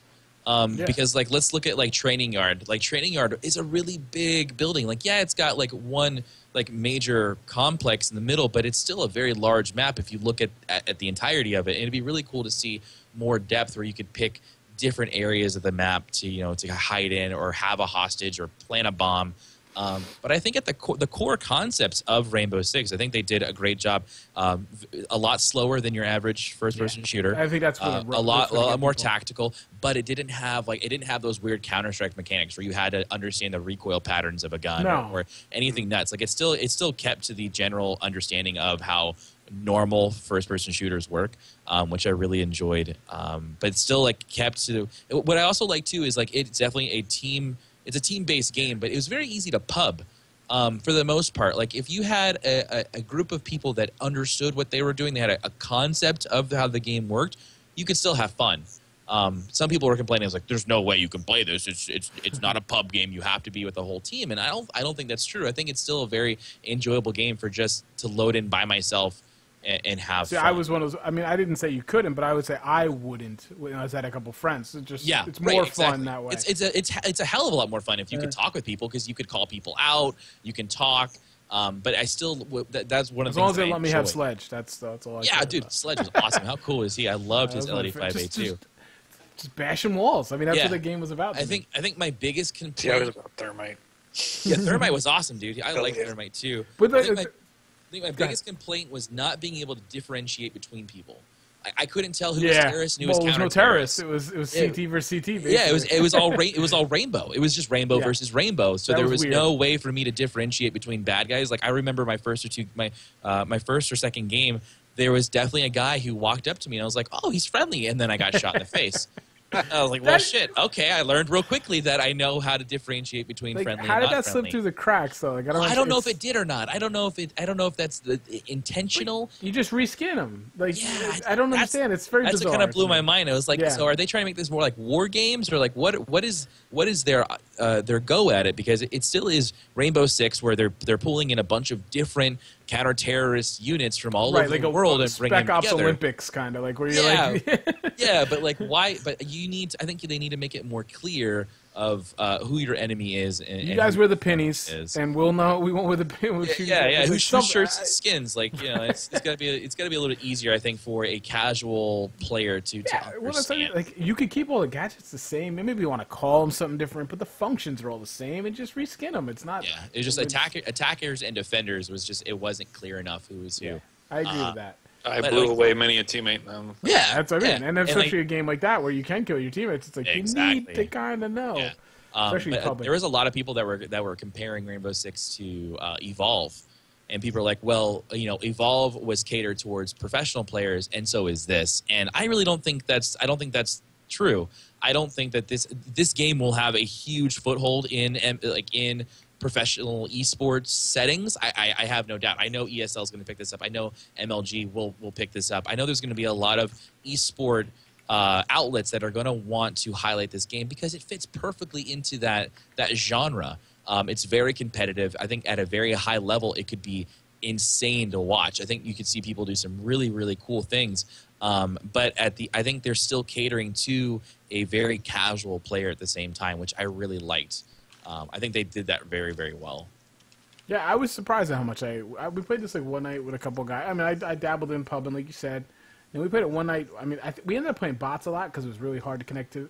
This one had more beta issues than Star Wars. I think a lot of it was. I think it was Uplay. I was gonna say, let's just bring up the elephant in the room is Uplay. Yeah. If this was not on Uplay, I'd be way more positive on this game. Yeah. I know it's available through Steam, but Steam just loads Uplay, and there you go. You just got to deal with it. I mean, it was hard to play with friends, and it was hard to connect. But all right, I'm gonna roll my eyes and say it was beta, but we all know it was Uplay. You know, I was surprised at how much I enjoyed it, but I enjoyed it because the niches it scratched that you can't get from CS:GO or Battle with the breaching and if somebody says that's what it is, that is what this game is. Exactly. That's what this game brings you, and I did enjoy it. The gunplay to me I wasn't crazy about it. There was nothing to me that like jumped out, but overall experience I did enjoy, where it was like more on the attacker side, where you'd kind of plan out how you're going to attack, and then you know, everybody's got a plan until you get punched in the mouth kind of thing. It's like, okay, contact here. Now we roll, and we come up with a new... That, to me, was exhilarating. I enjoyed that a lot. Like, oh, they're in the second story. One guy comes through the basement. The other guys... Yeah, it was just cool. Like, and playing with people who play shooters quickly kind of adapted to that. It was fun. And I would look forward to doing that with a crew of people. Yeah. I do worry about this game going the way of Hardline, Titanfall, Evolve, where it's like... You get a month of one and done kind of thing, right? Like, and a lot of people are like, oh, maybe I'll wait for the price to come down. If you wait for it to come down, you might not have a community to play with, and that's kind of the worry with games sometimes. Looking at this game from just an external point of view and only dabbling in it a little bit, like dabbling in videos a little bit, seeing what's going on with it, it feels like they're going for the Counter-Strike crowd here, where it's a very simple game at its core, but they're trying to just find that longevity that Counter-Strike has. The issue with that is that the price point's too high. If you release the game at $60, it's going to turn people away. Like, Counter-Strike is a very low price point for the entry level. I mean, it's $20. I mean, yeah, you could waste thousands of dollars on skins and crates and keys and all that stuff, but I mean, it's just $20. And that's something that I know that I'm a little worried about. Like, I don't mind dropping the money on it because I know I'm going to get my enjoyment out of it, and I'll be streaming it, so it's okay. But for an average player, can they justify this game at $60 if it's to them it almost is like Counter-Strike? So I don't know. They are going to be doing free DLCs. The maps are going to be free. There will be a Seasons Pass. I think what they're going to do is the Seasons Pass is going to be more operators. you'll get more operators, but you'll be able to. But if you don't get those operators, it's okay because the maps are free. So everybody still gets to play on those maps. You just won't have access to the cool new shield guy or the new thermite guy or whatever. Which is how everybody needs to do DLC, in my opinion. Well, I don't know. I think it comes down to the way the game is done, because not everyone has the same model of how the game is designed. I think for Rainbow Six it works out really well. I think Evolve could have done that too, where they all of the hunters were free, but if you want to play as the monster, you had to pay more. Like everybody got really turned off by Evolve, one, because like it was very hard to pub, but two, there was a huge paywall. Like if you wanted to get if you wanted to get the hunters, you played this, you bought the season pass, but if you wanted to get the monster, you had to buy the monster on top of it. So it was like there was two season passes for the two tiers of hunters, and then if you wanted to buy the behemoth, then you had to buy you had to buy them. And here we are bitching about map DLCs, like segregating the community. That's yeah. my thing is map DLCs. When you make those a purchase thing, that segregates the community. That's there's no other way around it. Yeah, but I mean, but then it comes down to how much does it have to offer? Like, if the vanilla game has a lot of content, there's still people who haven't paid for Battlefield 4 Premium, and they're still playing Battlefield 4 Vanilla. They're better than us. Yeah, they're still enjoying the hell out of it. So, like, I think it comes down to is how much does the vanilla content have to offer, versus how much more is the premium experience going to add to it, and is it worth it? I think those are big things that people. I don't think it is for me anymore in games. I think I'm just gonna pay a la carte from now on. I don't know. It's hard because for me the early access is really what I'm paying for. But I think part of my issue with the paid maps and paid map DLCs, or just paid DLCs in general with games like this, though, is to me a lot of times if it's a game that I'm buying up front, and if it's a game that I paid $60 for, I feel like if you're not adding a literally proverbial crap ton of content, then basically you shafted me on the original product, and now that's kind of totally. That's the slimy part everybody's trying to figure out. Like, did you withhold from me, or is this literally added on later? And I think that's why maps are doing free maps is great, because it's just a map. Yeah. Like, it doesn't take away or add the experience. It's the characters. It's the new weapons, the new operator, the new whatever. That adds to the experience because it's something new. A map is new for all of 2 minutes. You've run through it. You're done. That's it. You've seen the map. It's not new anymore. No. So that's where it comes down to. And I think everybody can play it, so you're not. Exactly. And I think Rainbow Six is doing it really well because it's not disjoining the community at all. Yeah, it's just keeping them from doing one thing, and I'll that's tell just you, not using an operator. I'm gonna root for this game. I don't know that I'm gonna buy it right away. I could see myself buying it for second day, maybe first week, maybe not at all. I don't know yet. Like, if I'm watching you stream it, or maybe a couple of the guys, like I said, if I had 3 or 4 guys I knew were gonna buy it and play it, I'd buy it. Yeah. But like, I'm gonna just watch it, and I root for this game because I think there is room for another game in this little kind of a genre that they have over here. Like you said, carved out, not little genre. Obviously, CSGO is a monster. But I think there's room there in between. There's a CSGO, and there's really nothing else. And I enjoyed it for different reasons than I enjoy CSGO. So I could definitely own both. I think one of the cool things that I would like to see with Rainbow Six, and I don't know if they'll do it because as far as I'm aware, Ubisoft doesn't really have a history of it, is pushing the competitive community, because this is a game built for it. Yeah, exactly. So I feel if they can push the competitive community with tournaments and with website support and all that, jazz. But again, I think like for me, I would love to see nothing more than a game pull ahead of Counter-Strike. Yeah, I think Counter-Strike has overstayed its welcome as a popular game. Like, I want to see something find it amazing new. how popular it is after 15 years of basically being the same. I enjoy it. I remember playing this game back in college and being huge back then. I remember playing the mod for Half-Life with this. I remember playing with my uncle. My uncle showed me this. I was very young, and he's like, "Look at this," and it was a mod for Half-Life. You probably weren't supposed to be seeing it. No, I was probably 8 or 9 when it came out. I was really young.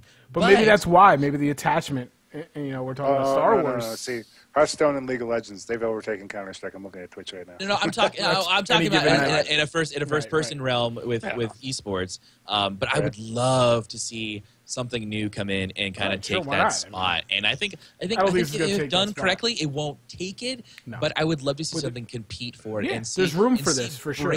Bring fresh blood into a new scene. Like I would love that. I think it'd be really, really cool. For me, my big thing is it's Ubisoft. I'm sorry. Yes, and there's people that are just so tainted by that name. They hear Ubisoft and like, ha. But this is like I feel like DICE gets more than they deserve. I feel like Ubisoft is just warranted. Between Uplay and their lack of support, I think like we're all talking about if this game gets this, if this game goes this way, if this game. I have zero confidence it's going to go that way. No, I don't even. It's like people talk about like Division and stuff, and I was like, well, exactly. There's a lot for you to prove to me. That's a lot of because like right, I agree. Assassin's Creed and stuff was just poor launches and poor titles, and so like I would be more apt to wait to buy this game to see what happens than I am to buy this game and hope this happens. You know what I mean? Like it'd be based on who they are. So. All right, so let's go kind of a quick round robin on other games. We've got about 30 minutes for show proper, and then we can obviously go long, but. Chat, if you want to list any games, I have a little bit of a list here, so chances are the popular ones we're going to talk about. But if you have even like a little more obscure, feel free to post it in there, and we'll kind of go from there. Big one, obviously, number one out of the gun, Fallout 4. Everybody's hyped for that, I suppose. I'm not necessarily hyped for it. I've never played a Fallout game, but I'm interested. Don't listen to Puppy. Don't get too hyped about it. No, the hype is real. Okay, so I want you to I'm avoiding downloading the app game because I don't want to get. Yeah, it's what it is. Yeah, I agree. You need it in your life, man. It's post-apocalyptic Skyrim. It's just without dragons. There you go. I just know myself so much now that like single-player experiences just don't hold my interest. They just don't hold me long enough. Well, there's a lot of elements to this one. Like base building was a huge announcement. Yeah, well, they're obviously expanding. So like, there's a lot of things that I think Fallout's definitely going to bring to the table. For me, I just I won't have the time because Battlefront's going to be out, and like I know, like Fallout 4 will probably be a game that I will come back to later. Like in the spring or in the summer when it's a downtime. Yep. Like I think that's probably when I'll check out Fallout 4. Yeah, I will be on that right away. And I feel the need to preface as well with this that I've never actually played a Fallout game for more than why are you giving me a hard time? More than an hour. No, because Fallout 4, dude, all I've been doing is watching the gameplays, watching the intel that they're dropping, the news that they're dropping on this game. So and it is something to be excited about. I deflected all. I was honestly disappointed when they showed the initial release trailer of the quality of the game. It's the same engine. It's the same engine from like 10 years ago. People killed me on Twitter. I was like, this doesn't like. People are losing their minds, and I'm like, people are like, how dare you judge a game on its graphics? It's like, but that's part of the immersion. If that's all you're showing me, that's all I can judge. If you want to bust the game experience for you, try to walk your character in a non-forward and left and right direction. Do it diagonally in third person and watch the experience fall apart. We're gonna definitely have to review this game once it comes out. And I'll see how all over it for you. I try. No, I mean maybe I'll have a console by them and I can play open world experience like Bethesda is really good at making. And I don't expect it to have amazing graphics. The engine's getting long in the tooth. It's time for them to update that. But what people are looking for in it, if you like Skyrim, you'll probably like this game if the theme is okay with you. Right, if you're that type of, and I actually do like the post-apocalyptic thing. That's, I read a lot of books and things about, so it's a genre that I'm into. It's kind of weird that I've never played the game, to be honest. It was probably fell on that part where I didn't play a lot of games in my life, but that's interesting that we're kind of all I would say we're lukewarm on this, aside from Puppy, which I'm not good, bad. I haven't played it. I won't have the time investment for it. Yeah. It's like that's the thing. It's like you really have to put a lot of time and effort into this game. That is true. With any Bethesda game, you really it doesn't matter. Yeah, which we will have to gift that, Darth. You're little. All right, next one. I got Halo 5, which I'm sure Tim, you're ramping up for this one here. So yeah, I'm excited. Again, it's another one. I've played it. I've never been a big Halo 5 guy, so I'm not a futuristic shooter guy, but. again. Yeah, no, like I'm excited for it because like Halo is a big part of like my teen years. Halo 1 and 2 I played the hell out of before I went into like PC gaming. I never had an Xbox 360, but like Halo 1 and 2 are still very much so iconic games for me in my childhood. But like I think what really sold me on Halo 5, like Master Chief Collection, like put a huge dent in my excitement for Halo, and it really left a bad taste in my mouth. But when the Halo 5 multiplayer beta came out, I was hooked. Like I think like the mechanics of it, I think the game modes that they showed off, I think they did a really, really good job. And then getting to see stuff at E3, I think got me even more excited. And the things that the game is going to be offering for players, I think it's going to be a really, really, really good game. As long as 343 doesn't mess up the multiplayer part of it like they did with Master Chief Collection, which I think that they won't this time because they can't. Like I think people will forever just leave them behind. It would kill the franchise. Yeah, it would totally kill the franchise. So as long as 343 doesn't really screw up the multiplayer playlist portion, I think the game's going to do really, really well. This one's tough to judge because of the exclusivity. It's like, is there a lack of buzz? Is there buzz? It's hard to tell because some people are like, oh, I can't play that, so I don't care about that. It's like kind of me. It really just comes down to Xbox fanboys. Like really is like if you have an Xbox, it's just like they're super excited for it, and I think that's what it comes down. But I agree, and that sucks. It's definitely one-sided. It's if you have an Xbox, you're excited for it. If you have a PC or PS4, you couldn't care less. No, and why should you? I mean, you've made your decision, and so. And I was honestly surprised they didn't announce it was going to come out for PC. Like when they first announced Halo 5, I was like, please PC, come on, this would be so awesome. And still Xbox. Well, technically, yes, but all right, so EXE I can run. We're gonna jump another one in here on the list, and chat's brought it up a couple. Overwatch. This one I'm like super. This is most recently. Yeah, I was tweeting with you, Tim, about this. Like I mean, this one's been on my radar for a while, and all of a sudden I realized that this is coming out relatively. The beta, right? Beta, yeah. Well, it's not. Yeah, it's gonna be. Is it gonna be open in close? stages? It's gonna be a very closed beta. I thought we had open beta coming in this one. 27th. 27th is going to be closed. Like it's going to roll out keys. It's not going to like open the floodgates. So they were talking about it during the live stream. Is that they're going to have weekend tests. They said that there will be tests where they will just literally open it up to everybody and come play. Okay. But like in a normal Blizzard function friends and family fashion. They'll do like a friends and family, and then slowly, like they did like a Hearthstone or like Heroes of the Storm, it will then eventually open up to everybody, and everyone will have access to it. Yeah, that's what they do. Okay, yeah, I'm reading that now. But I mean, like other than Battleborn, which will be coming out in the spring, we really haven't seen this style of shooter where it's a MOBA-esque shooter. No. It's like so huge. It could be so huge. It's like Dota, League of Legends, and Team Fortress 2 made this like weird baby. It's either going to be massive or zero. Yeah, I know, but like, so I don't know. It's really cool because like there were a lot of functions from Team Fortress 2 that I noticed that they like totally like put into this game. Mechanics, and then like having the MOBA-esque style of like the no ammo, the abilities, and having an ultimate power. I thought it was really cool, and having a plethora of characters to choose from. You have 4 characters, and then each character falls within a class. You have like a healer, you'll have a tank, a tank, an assault. So like I really liked that, and we all know because it's free to play, it's gonna fall into a pay model. There will be each character will be $5, so you could get like a bundle pack or whatever. And honestly, I've proven with League I have no problem with. Yeah, exactly, dude. The amount of money I've dropped in the League is nuts. But because I love a game I don't play, for me, I enjoyed my time playing League of Legends. I don't play it as much anymore, but like for me, if the game's free and I put in the amount of time I'd put into a game I'd pay $60 for, then I don't mind putting the money into it because I know I would have already done it if the game had a price tag on it. So I'm super excited for it, and I really hope that Battleborn is paying attention because this is something that I've already been trying to emulate. It's the same style of game. So hopefully, I'm not as familiar with Battleborn. Well, Battleborn, the closed testing for that is actually announced for the 29th as well for their beta. So they're going to go head to head then. Yeah, they'll be going head to head, which is going to be kind of crazy. Cool, so. That's good for us then. Yeah. Motivates them to kind of, especially it's going to be on featured Twitch streams and YouTube and all that stuff. So good. That's that works out good for us. Puppy, what do you think about Black Ops 3? What? Yeah. Is that a game coming out, man? Well, you're a console guy. You must love Black Ops or COD, right? I have skipped out.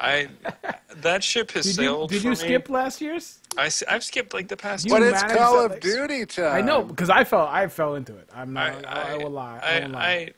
I understand the appeal hype got me. The hype to got some me. people. To me, I got burnt out on what felt like the same thing. And even, like I'd still tune in and I'd pay attention, but I quit buying day one and I'd watch and I'd wait until like there was a tournament or something and I'd watch the pros play. And if it looked the same, then I was just like, nah, I can skip it. I've already played it. I have a feeling this is going to be much the same. I mean, it'll be cool because it'll be a new I truthfully don't spin really on know the same anything about thing, this. but I just want to pull your chain. I haven't even looked at it. I'll be, I mean, You're saying you the avoided it because it was too much the same. Like, that's what I'm looking for. I want it to be the same COD experience. That's what I want. What's wrong with you, culprit? It's just nostalgia. It's just like, yeah, all right, every now and then I just dip into the COD chain, at the same time of year every year for about a week or two, and I don't know. I don't want to be like a COD hater because that's one of the you got your two groups. You either got your COD we're not COD fanboys or your haters, COD haters. I'm not gonna sit there and oh my God, I love screw Black everyone Ops. The that original plays it. Black Ops, one of my favorite shooters of all time. Yeah, I that mean, was I'll say that. On console, mind you, and I'm a PC elitist. I played Modern Warfare 2 for probably at least 200 or that's what I'm saying. 150 Like, hours. tons and a lot of tons. fun, even on PC. The reason I track COD is because I want it to I would love for it to get back to where it was, but I think they're gonna have to do something a little bit more than what I've seen come from them I think to we've reboot it. outgrown COD is what it comes down to. I think we're not the target demographic at this point. I thought it's interesting that they've sort of made the slow and inevitable transition to almost being an arena shooter at this point, from what I've seen. Well, Yeah, Titanfall, right. Yeah. Which I mean, I don't know. It's hard to say because they're so dominant in what they do, but is there a future there? I don't know. They probably feel like they have to do something. I'm trying to look at other. Just let it die.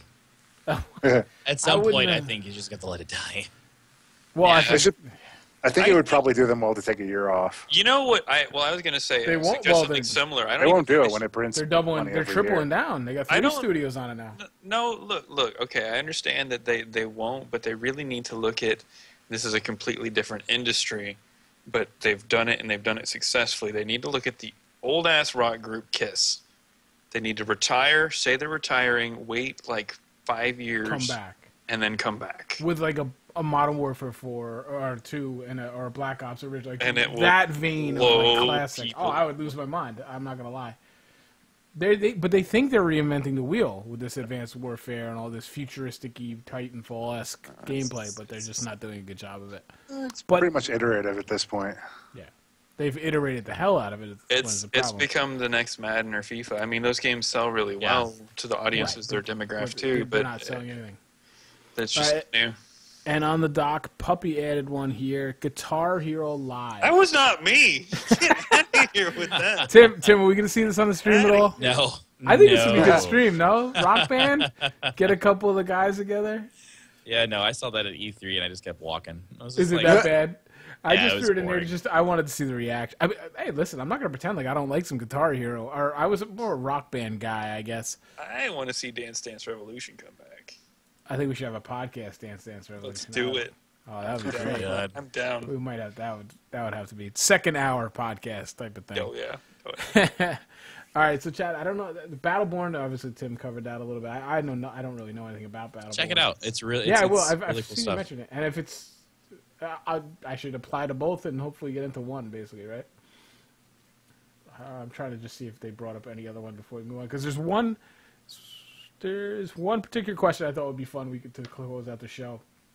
From Jouette, he's basically asking a wife's buyer guide for gamer husbands for the holidays as we look forward. Like listen, let's keep it clean, fellas. Let's keep it, Damn it! right? I know we could do that on the after show. I know that Oculus Fleshlight combo pack is. We have to get it into Wow. every podcast. We have to get it into every podcast. Is Oculus out this Christmas? Well, we do have an Oculus Point that we can get into that if you guys. But Well, I we mean, can that do would it probably if go we- on the guide if it is. The Oculus is coming out soon. I have it. They announced the price That's point, awesome. loose price point, but No, not until quarter one next year. No, excuse me, 2 years from now. Wait, what? No, that's next year. It's 2015. Yeah. 16 is next year, yeah. Yeah. So what would we say for a husband? I mean, obviously we're all the type of guys that are going to be like, we know exactly what we want, where we want. You know, like, we've just outlined the next 3 months in gaming going through the list. Jurassic World comes out on Blu-ray soon. Jurassic World, really? That's where you're going very with soon. this? You get some practical stuff in here too. Well, that's what I'm saying. Like, are we going like a console? Are we going? I'm trying to think. Like, what am I asking? PS4 just had a price drop. Right, we so got a you new Give me that price Darth battle Vader secret. PS4, please. Dude, $400. I was like, I mean, originally it was when I first looked at it, it was priced at $500, I'm so tempted. and the So price torn. point went down to $399. I was like, Does it come with a mini fridge? no, it does. Okay, That's so the swag I want right did now. you There's see- a bar did you is see set. Do you see the Han Solo mini fridge? No. Yeah, Oh, Yeah, where so, it's like this. so Walmart has God. a No. Here, selling I'm a just gonna Han Solo swipe. mini I'm gonna fridge. swipe right now. Where's my? No, this is okay. So this season in Star Wars Mini reminds me fridges are so where it's much of the scene from Spaceballs where he's going through the merchandising. Yes. Yes. Yeah, basically what it is. We've got shorts. We've got this. We got that. Because like, Spaceballs the flamethrower. so wait, hold on a second. This is for a real thing. Like Star Wars has a mini fridge. Yeah, I'll have to tweet All you the link, right, but it's With it's a P- actually. so I get a PS4. Oh And a no, mini it's fridge? not bundled together. No, but like Oh, Walmart, like, I'm Walmart, there. no, Walmart is selling a on a Han standalone. Solo. Oh, yeah. It's actually bundled. It's bundled In with the what is that called? The ionite? No, what is that? carbonite. He's Carbonite. frozen Oh in my carbonite. God! Get out of here, culprit. So I'm not a So historian. they bundled I it bet you don't together even know with what, Star Wars Battlefront. I So said you can get ionite. It's not that far from carbonite. No, I'm that's close. not even Ionite, close. Mennonites, it's all ites. I didn't say he's in the cement. I mean, I knew it was an ite. Jesus. Oh wait, we got the link here. Hold on. I think Marble Man's got it. Next thing you're probably gonna tell don't me know. you don't know what cortosis is. God, Is that a foot disease? no. Sounds like a hangnail or something that you don't want to share. Let's see. If this, here it is. He's got it right here. Good job, Marble. I'm sorry you weren't able to post that. I will post it. I think you guys should see it if I post it. But this is by way of Marble Man in the chat. Now that is pretty cool. Yeah, right. I'm tempted. I But know. Yeah, so definitely you got the PlayStation 4 had the price drop. This is to me. This is Totally- the best it's swag totally they've ever different come up for a with. husband. We're gonna need a shit bucket swag here to go with this combo. It's Like, tiny I though. have It the- only holds I have the 6 input. Yeah, cans. six pack. I got the input, the stimulation. I need the output device here. This combo. This is good though. I like this. We've come up with that. Gillette's should be happy with this. You fill it There we with go. Red Bull, you're good to go. Some Monster. Monster probably wouldn't even fit in there, would it? No, probably too big. It's This not is very- way it's not better very- than. What, is it Black Ops 3 that has this? The mini No, fridge, I think? no, it was. last Yes, it year's? was Black Ops 3. It was it has the Juggernaut or the Juggernaut. Yeah, I think it's a Juggernaut. Juggernog, the Juggernog fridge. Which was sweet, and I don't even want the game. but Yeah, I was just like, wanted that the thing is fridge. cool. I just I want a know. mini fridge So- in my studio because I I'm know, looking me at this. too. I'm looking at this fridge. Is it actually like an impression where it stands out, or is it just sort of like a graphic? no, I think it's 3-dimensional. Where it Yeah, it actually looks 3D to sticks me. I would be pit. No, you're right. That last Oh picture no, does it, not. can't tell. oh, it definitely does look like it's just a picture. That last picture does not look 3D. Oh, that's a That shame. would be so. Yeah, that would be ghetto. But it's Walmart, so Yeah, it's Walmart. if you go to Nothing Target, to do you'll with probably the get the ghetto. Yeah, 3D right, one. exactly. That's the store, sir. Yeah, I am all about the mini. Like, I have a legit mini fridge in my basement, but it's like a big one. It's like too big for my in here. So I'm like all about these little mini fridges because I have this little stupid cooler here every night we do a podcast, and it's I annoying. was wondering what you were reaching over to. If it was just Yeah, I have my little igloo cooler just sitting right here. It's not cold enough. Tim, you don't know about this. Window beers, when you're up in the Northeast, I Yeah, can hell just no, you open a can't. window. You can't do that here. They'd be No, hot as hell. window hot Boiling chocolate. beers. You put your coffee in the window. Exactly. No, right. Exactly. No, dude, I love this season for that reason, and not just because I'm lazy. It's just something about I put my beers in the window. There's a screen there. It's just I need one, I grab one. It's great. Crazy. Yeah, that great. like blows my You mind. find value in the cold weather when I- you have no choice, basically. Yeah. All right, so that's $130. Oh wait, no, you get the game with it though. Yeah, it gets Yeah. bundled with All Battlefront. right, that's not bad at all. So you got a $60, $70 game.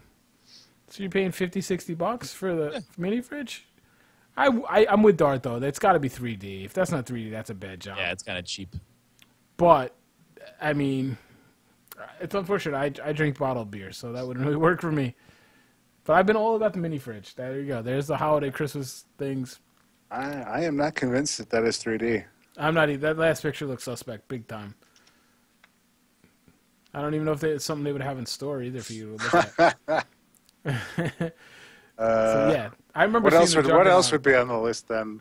Get me front row tickets for opening day. I think the tickets go on sale. Pre-sale tickets for Force. Oh, for the movie, yeah. Yeah. I mean, for a gamer's husband, there we movie. go. I can't wait to see the numbers from Disney of how much Star Wars merchandise was moved this holiday season. It's Dude, it's already moving. It's going to be a small moving. nation. My kids are decked out in it, like right now. It's even like they had that Force Friday that was in September. Yeah. That was insane. Like that was a mini Black Friday. That's right. That's what I'm saying. So I mean, like wait till actual Black Friday comes out. That's what I'm saying. Like the hype hasn't even started. Like you're gonna get this whole swell of game hype, and then just as that like peaks, it's gonna start to come down, and then it's the movie hype, which is gonna go like so much. Gross. Like when my that's what I'm saying. I want to be a part of this ride, so I'm gonna just let myself get in. When Amy and I go to Disney World, it's insane. Like every single store, regardless of where you're at, has Star Wars in it.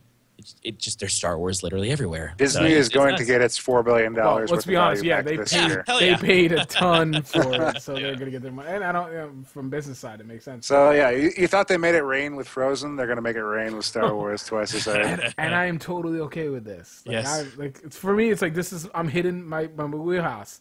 My sons are just old enough. It's an IP that I love. Like I've listened to Umizoomi. I've listened to all this bullshit. Like, I'm about done with that stuff. Yeah. Right? But you know what I'm saying? Like you've trudged through all this garbage. Now they're actually getting to something you can embrace with them, and you're like, yes, I am all about that. Like I'm in. We're good. We're on Star Wars. We're done. We're gonna hang out here for a little while.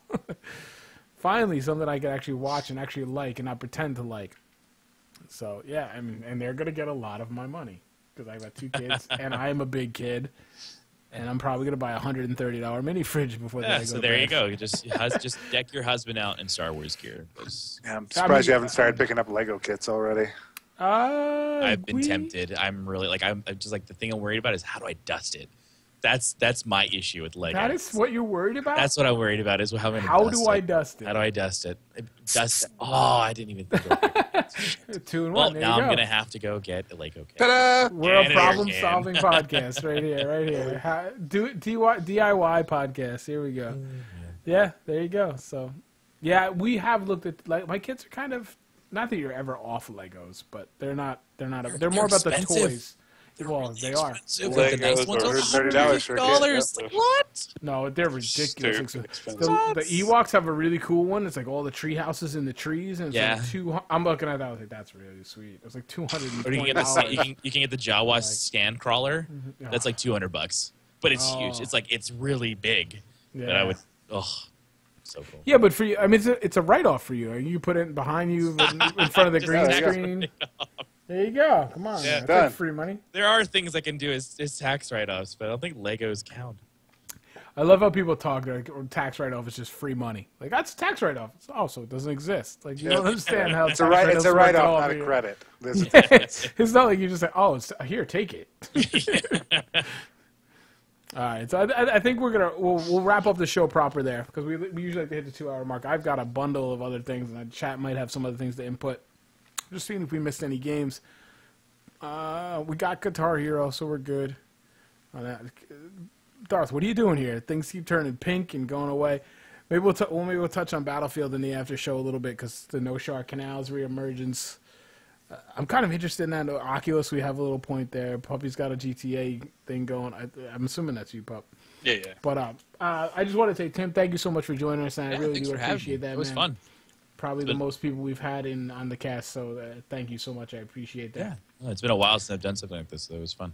Yeah, that's right. This is your roots, kind of, isn't it? Yeah, that's pretty funny. I didn't even think about that. So yeah, while you're used to going live, you're not used to the panel format necessarily. Yeah, no, yeah.